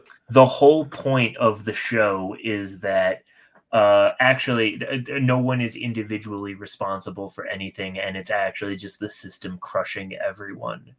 And it's literally managed decline at the show. It's the left version of realist critique. It's like, actually it's the mental gymnastics of, well, we have to go after the reasons for crime and be soft on people who commit crime out of necessity. And it's actually the system's at fault, and no one has to take responsibility for why everything is terrible. Right. So kind of like the Obama presidency. it's a purely mechanical. It's mechanical conception of humanity. He's President Obama was the nurse at the nursing home who just watches you fade away, and he keeps you comfortable, and one night he just comes in with a pillow. Wait, you're starting to make me like him now. I actually find this Obama guy pretty based. Yeah, a TBD, total boomer death. Total boomer death. But anyway, all that is to say is that there is we have to get out of the frame of the 90s. We have to get out of we have to just something's coming. The next president of the United States was almost shot. Well, he was shot. He got nicked in the ear, and I would not trade what is coming for what has been, because I do think that there is something better ahead. That I would 100% concur with, and I think it's going to suck for a while. It might not even be my lifetime that something better comes. Not even your grandchildren's lifetime. Let's be honest. Probably. Maybe. I mean, we might get like a not a golden age or a silver age, but maybe a bronze age. My good friend. But it is time to chimp. But I think perpetually being stuck in one time, I'd live with the knowledge that it's gonna get so bad right after. Like, I remember when it turned 2000, we had a 2000 theme New Year's party, right? Well, I mean, of course it was 2000 theme, but like there was the year. It was such a big deal that the changing of the millennium. I don't even remember Y2K being a concern, at least in my family, and I only know about it because of media that I watched later in life talking about how ridiculous the idea of Y2K coming would be. Actually, that would be a good concept for a short story. I wonder if someone made a collection of short stories about the Y2K era. Did someone? I don't know. I have Marty. Oh fuck! I didn't read Millennium yet. Damn, bro. I haven't yet. Listen, I must, dude. I'm good. Yeah. Sorry, Marty.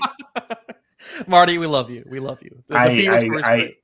I legitimately love his writing. Yeah, I thought you were I thought you were shilling for him at that moment. No. I should, but I haven't read it yet.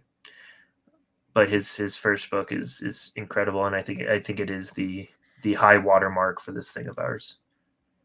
That's would you dare say he is the Cormac McCarthy of our era, much like how Cormac McCarthy was Bloom's great author of the modern age? No, I think that's me personally. Yes, yeah, I know. I remember it. It was Perfect and the Wicked, right? No. Well, yes, that's the name of the book, but there we go. I got all three right. A lot of people have unfortunately compared my first book to calling it McCarthy-esque.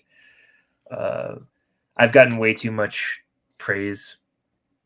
And that's one of the things that I appreciate about you guys is that your praise is earned because you guys are pretty heavy-handed with criticism. Heavy. It's good. It's a good word. I think that your description of us was so great because you're like, you do realize, dude, from my POV, I'm walking down a street and these three randos drag me to an alley and beat the shit out of me. that was your description of us. Which, to be fair, not wrong. No, not wrong at all. I was jumped by three street toughs. I was vaxxed, moisturized, and in my lane, and these three bastards just came up and beat the shit out of me. Well, you know what?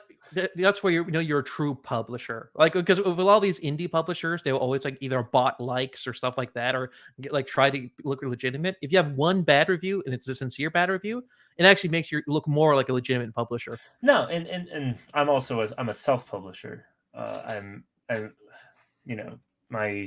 my two novels I self-published, and I had to. It's really difficult to do this crap on your own. For very little gain, if any, right? Dave knows this now. Our David Herod with his book out, and there's almost a question of why the hell are we doing this, and I think it's the question that Bloom never had to ask, because one of the reasons that I'm doing this, and one of the reasons that I know that you're doing this, let's say, is because we do love this thing. We do love the Western canon, and we are trying to keep it alive.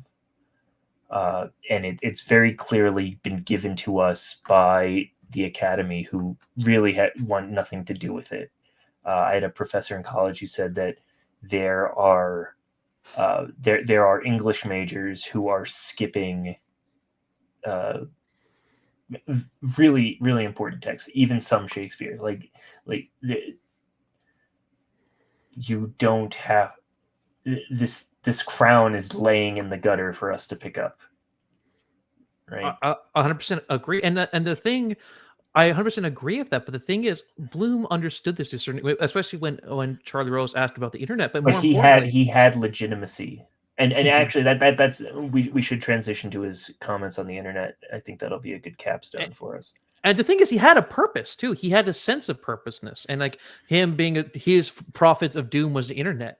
Well, in reality, I think the internet is actually quite good for literature. I think, totally. In fact, it's the real destruction of literature. Well, what he is describing is not the destruction of like, oh, that we're not teaching the kids to read. The canon is there. The books don't go away.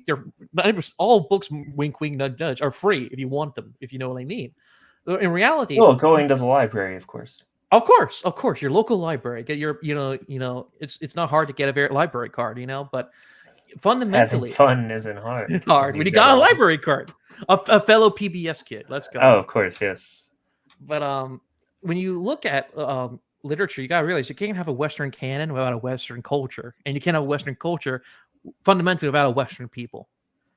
And that's the That's the Nietzschean question that for Bloom, he cannot say yes to that question. He cannot deal with that question fundamentally, is that you cannot have a canon without a particular people. A canon is suddenly tied to a certain people or a certain universal agreement on a canon. And you can't have an artificial on the sharedness. internet, though, right? And he's completely correct, because I didn't get an English degree, right? So I the only reason that I have a semblance of what is canonical is because of men like Harold Bloom and Right. and a few professors that I had, and some guys on the internet, right, more or less. But there are huge gaps in my knowledge. There'll be people who say, because I do run a literature podcast, and they'll be like, "Oh, I want to read this book," and I'm like, "Oh, I've never even heard of this guy," you know. And I feel a sense of shame and a little bit of like, why am I doing this if I don't have my fundamentals in check? And that is what Bloom was warning against. He was warning against a bunch of autodidacts who are going to let a lot of things slip through the cracks because they just don't have that. There's an not analysis paralysis, but like an overload of information and of things out there, and you're going to run into people who make up their own canon, who are like, well, actually, you're going to get hipster canons, Right. Exactly. well, actually, this guy was underrated, and really, we should be reading what's it, Marlowe. We should be reading Kit Marlowe instead of Shakespeare. He's the real genius of that era. Chaucer's not that important, or really, the true Southern writer is whoever wrote Where the Toni Crawdads Morrison. Sing. Yeah, Toni Morrison. Yeah. Or Southern Gothic is so blasé, like shit like that. It's like there's too many opinions, and they're all low and lay and horrible. Right. And, Well, it's the Roman aqueduct question. It's the Roman aqueduct question. Yeah, they were made for giants. Yes, it is, and that is our version. And Harold Bloom understood this intrinsically, instinctually. You could tell instinctually when he talks about the internet. That's what he's afraid of. But he was right. Yeah, but what else? What else?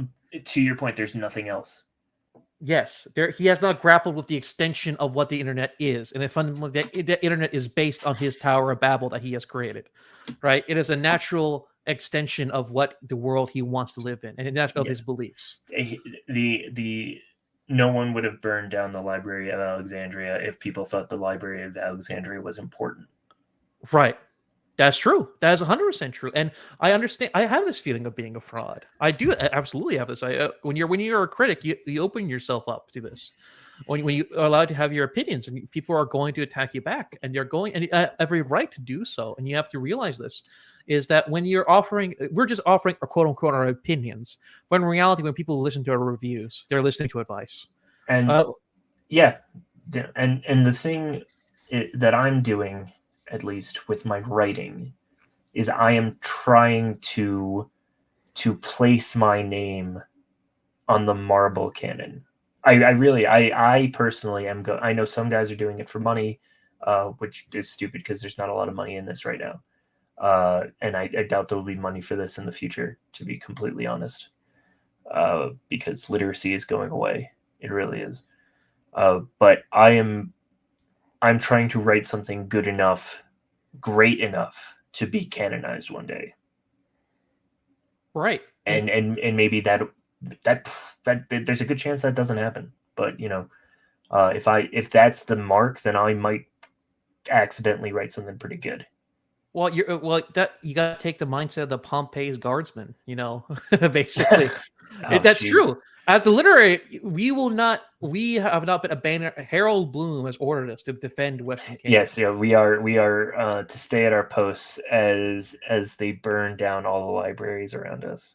Memes aside, that's actually 100% our role, to be honest with you. There is the inflation of literary economics, because we're actually, in a lot of ways, we're going back to the medieval or feudal concept of literature. Mm-hmm. Oh, no, you need to buy physical books, and you need to put them in whatever shack you live in, and you need to become a monastery. Everybody needs to create their own tiny monasteries. Yes, and we need patrons. We need people. This is the realm of the economics. Try not to right? rub your hands together when you say that. Yes, I'm sorry. I can feel Bloom's more base side controlling me right now. But honestly, Goethe and Richard Wagner would not exist without their patrons. If Ludwig II did not give Richard Wagner a shit ton of money, he would not make his music. That is the cruel reality of art. Yeah. Is that, you know, if King James did not spend money on Shakespeare, Shakespeare would not have written his plays. You know, Ben Jonson, he actually, Harold Bloom does this quote: "Nobody but a blockhead writes for anything else but money." Right. Right. The Lord Ben Jonson says this. And it is a fundamental reality. And I think with someone like Lomas, who is an honorable man, and, you know, he is a fellow Croat, he's part of the Croat cabal. And I would actually say that people like Lomas, yes, the Croat menace. But even he, I mean, his goal is to build, and he part of his strategy with talking at places like NatCon and writing in not the, it might have been the Federalist, but he's trying to get men who are lawyers, men who are businessmen, to buy into we actually need to start producing culture. And just for culture's sake, out of duty, it is your duty as a rich man to enrich the culture and people around you. It is actually your duty on your honor. He's trying to create a patron class, because for the longest time the Republican Party was like, oh, the arts, that's just lefty gobbledygook, you know, that's for weirdos who can't get a job. Yeah, for a long time. And to our peril, it would, as much as there was a long march through the institutions, there was also a long retreat from the institutions from the right. Agreed. That's 100% true. And not even a retreat. I would say it's like creating your own little gardens. Like, oh, we don't need that. We have money. We have, but we have our lawns. We have our barbecues. It's the 1950s. You know, the economy is great. I like Ike. Yeah, I like Ike. We got suburbs, man. We got my lawn. We don't have to worry about what's going on in the city. My grandpa used to. I'll commute to the city to go make money, but you know, I'm gonna have my walled fortress. Every man has his castle, right? Yeah, it's that ideology, and you let everything rot. The city, oh, that's where the Negroes are. It's true. I think that's 100% true. And you touched on this. Would you say, how you were discussing this, your relation of the year 2000? And of course, the year 2000 is when the internet, the massification of the internet really started to begin. So how would you say the internet and this belief of the Y2K, how would you contrast this with your current views of modernity? So I wish Y2K happened. Don't we all? Don't we all? We could end it. We could end it for all time. No, I think that. So I remember going to like I even had those stupid glow in the dark glasses, and it was like 2000, and two of the eyes were like the zeros in 2000, right? There was this great optimism at the time for. I mean, one, we were at the end of the Clinton era, right? I grew up in a very Democrat heavy area, and my mom and my dad were both, you know, Union Blue Dog Democrats, and so they loved Clinton, right? So we were riding high. That was in America was at its, if not its pinnacle, then maybe like a second bump, right? Because I'd say like the 60s was like peak America, right? But late 90s, end of the Cold War, that's like this small bump before utter collapse. Right. It was its roll period. It was decadent. Yes, that was it really was, because especially you know, what is more decadent than the terror attacks of 9/11 to go after the financial heart of the country? It's like poetry. It rhymes. Yeah. no, but Y2K and the massification of the internet allowed for it broke people's brains because you could suddenly I forget, it was either Doug Stanhope or Bill Burr who had this great bit about or some comedian had this great bit about, it's like, before the internet, if you were into like a weird thing, people would beat the shit out of you and then you'd like put that weird thing away, but as soon as you get the internet, you find 50 other people with that weird thing and suddenly you think you need to have rights for that weird thing. And it's no longer edgy to be weird. Being weird is not interesting anymore. And that's our innate problem. As I'd say, I 100% agree with you with this trying to construct a patronage. We're trying to construct art in this thing of ours is immensely difficult. And being an autodidact, I mean, for the most part, I was homeschooled. I naturally learned to read relatively quickly when I was young, and my mother just kind of let me go off in reading. And for the most part, I read voraciously. I read YA fiction. Percy Jackson, Geronimo Stilton. I hated Harry Potter. I knew I had the Evolian aristocrat of the soul within me when I read. It's actually I did too. Looking back, I definitely did, because all that was around me was Harry Potter, and nobody in my family read, right? So the only books that I had was Harry Potter, and I was like, I don't want to read this. It's shit. It's so boring. I'm just not gonna read if this is all that there is. Yeah, it's better to be a late bloomer than a rousing, a slop rally. Consumer. A slop, yes. It's pig slop. You must consume. Did you go get your $80 wand at Harry Potter Land? No, did you stay for the opening camping at Borders? Remember Borders? But I shouldn't. It's amazing what we think of as horrible then is quaint now, because now we have Amazon. Yeah, well, it was a beautiful name drop into Charlie Rose. He name dropped Amazon.com. It was a beautiful horror story in that interview. So I gotta wrap this up, sir. How do we want to end this? Well, so far this was good. I think so far was a good conversation. We've done this for about 2 hours, so we can wrap this up with. Do you have a final point of the Amazon thing, and then I'll basically just It is the great Leviathan born again. It is Amazon is the digital Leviathan. Amazon is the digital Leviathan. Well, true, because it definitely homogenizes everything to a certain degree. Most of the internet exists in an AWS warehouse, or at least not most, but a good chunk of it. That's a horrifying. That's a tragic comical thought. That 90% of our lives are in some dusty, run-out warehouse. When you think about it. Yeah, and that's why you need to buy physical books, because this thing is going. If we've only delayed Y2K, we haven't solved it.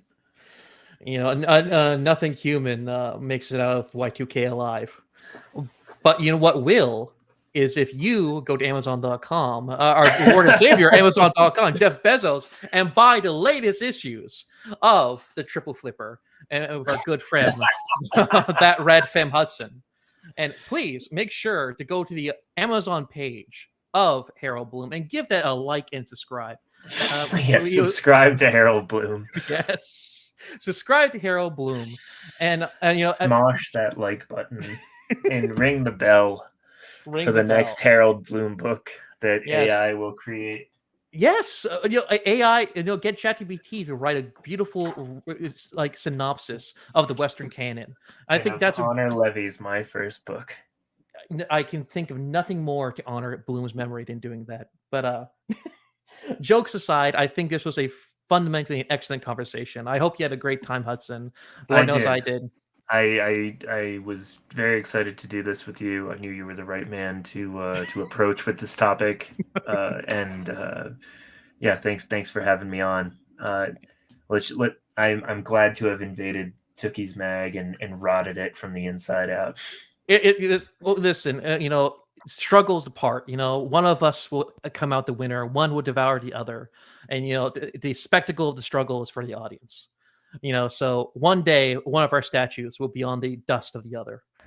Well, David thinks that did you see what he said to me today? He's like, I'm gonna make sure that you get an Art of Darkness episode. Yeah, I saw that. Terrific, terrific phrasing. Yeah, along with the straightest double dealer board meeting. Well, for every gem, there's 10 pieces of coal. And you know what? Herod is our certified coal hauler, and anyone who's listening to this long is definitely a certified a Tooky hauler. And to all our Tooky Top-Tuggers, we love you, and I'm glad you stayed this long, Hudson, to appreciate Harold Bloom and wrestle with him as as Jacob did with his angel. We wrestled. I really hope that Harold Bloom has a nice spot in hell. I hope he has a nice spot in purgatory. I'll be the sensible centrist. I hope he's in purgatory. I hope while the devil occasionally licks his ass with fire, he sees us reading him and appreciates it to a certain degree. He's looking up from hell, thinking, "Oh, I should have converted to Christianity." He's looking up at the two of us, and he realizes this is my disciples. Oy vey. Oy vey. And with that, everyone, good night and good tugging.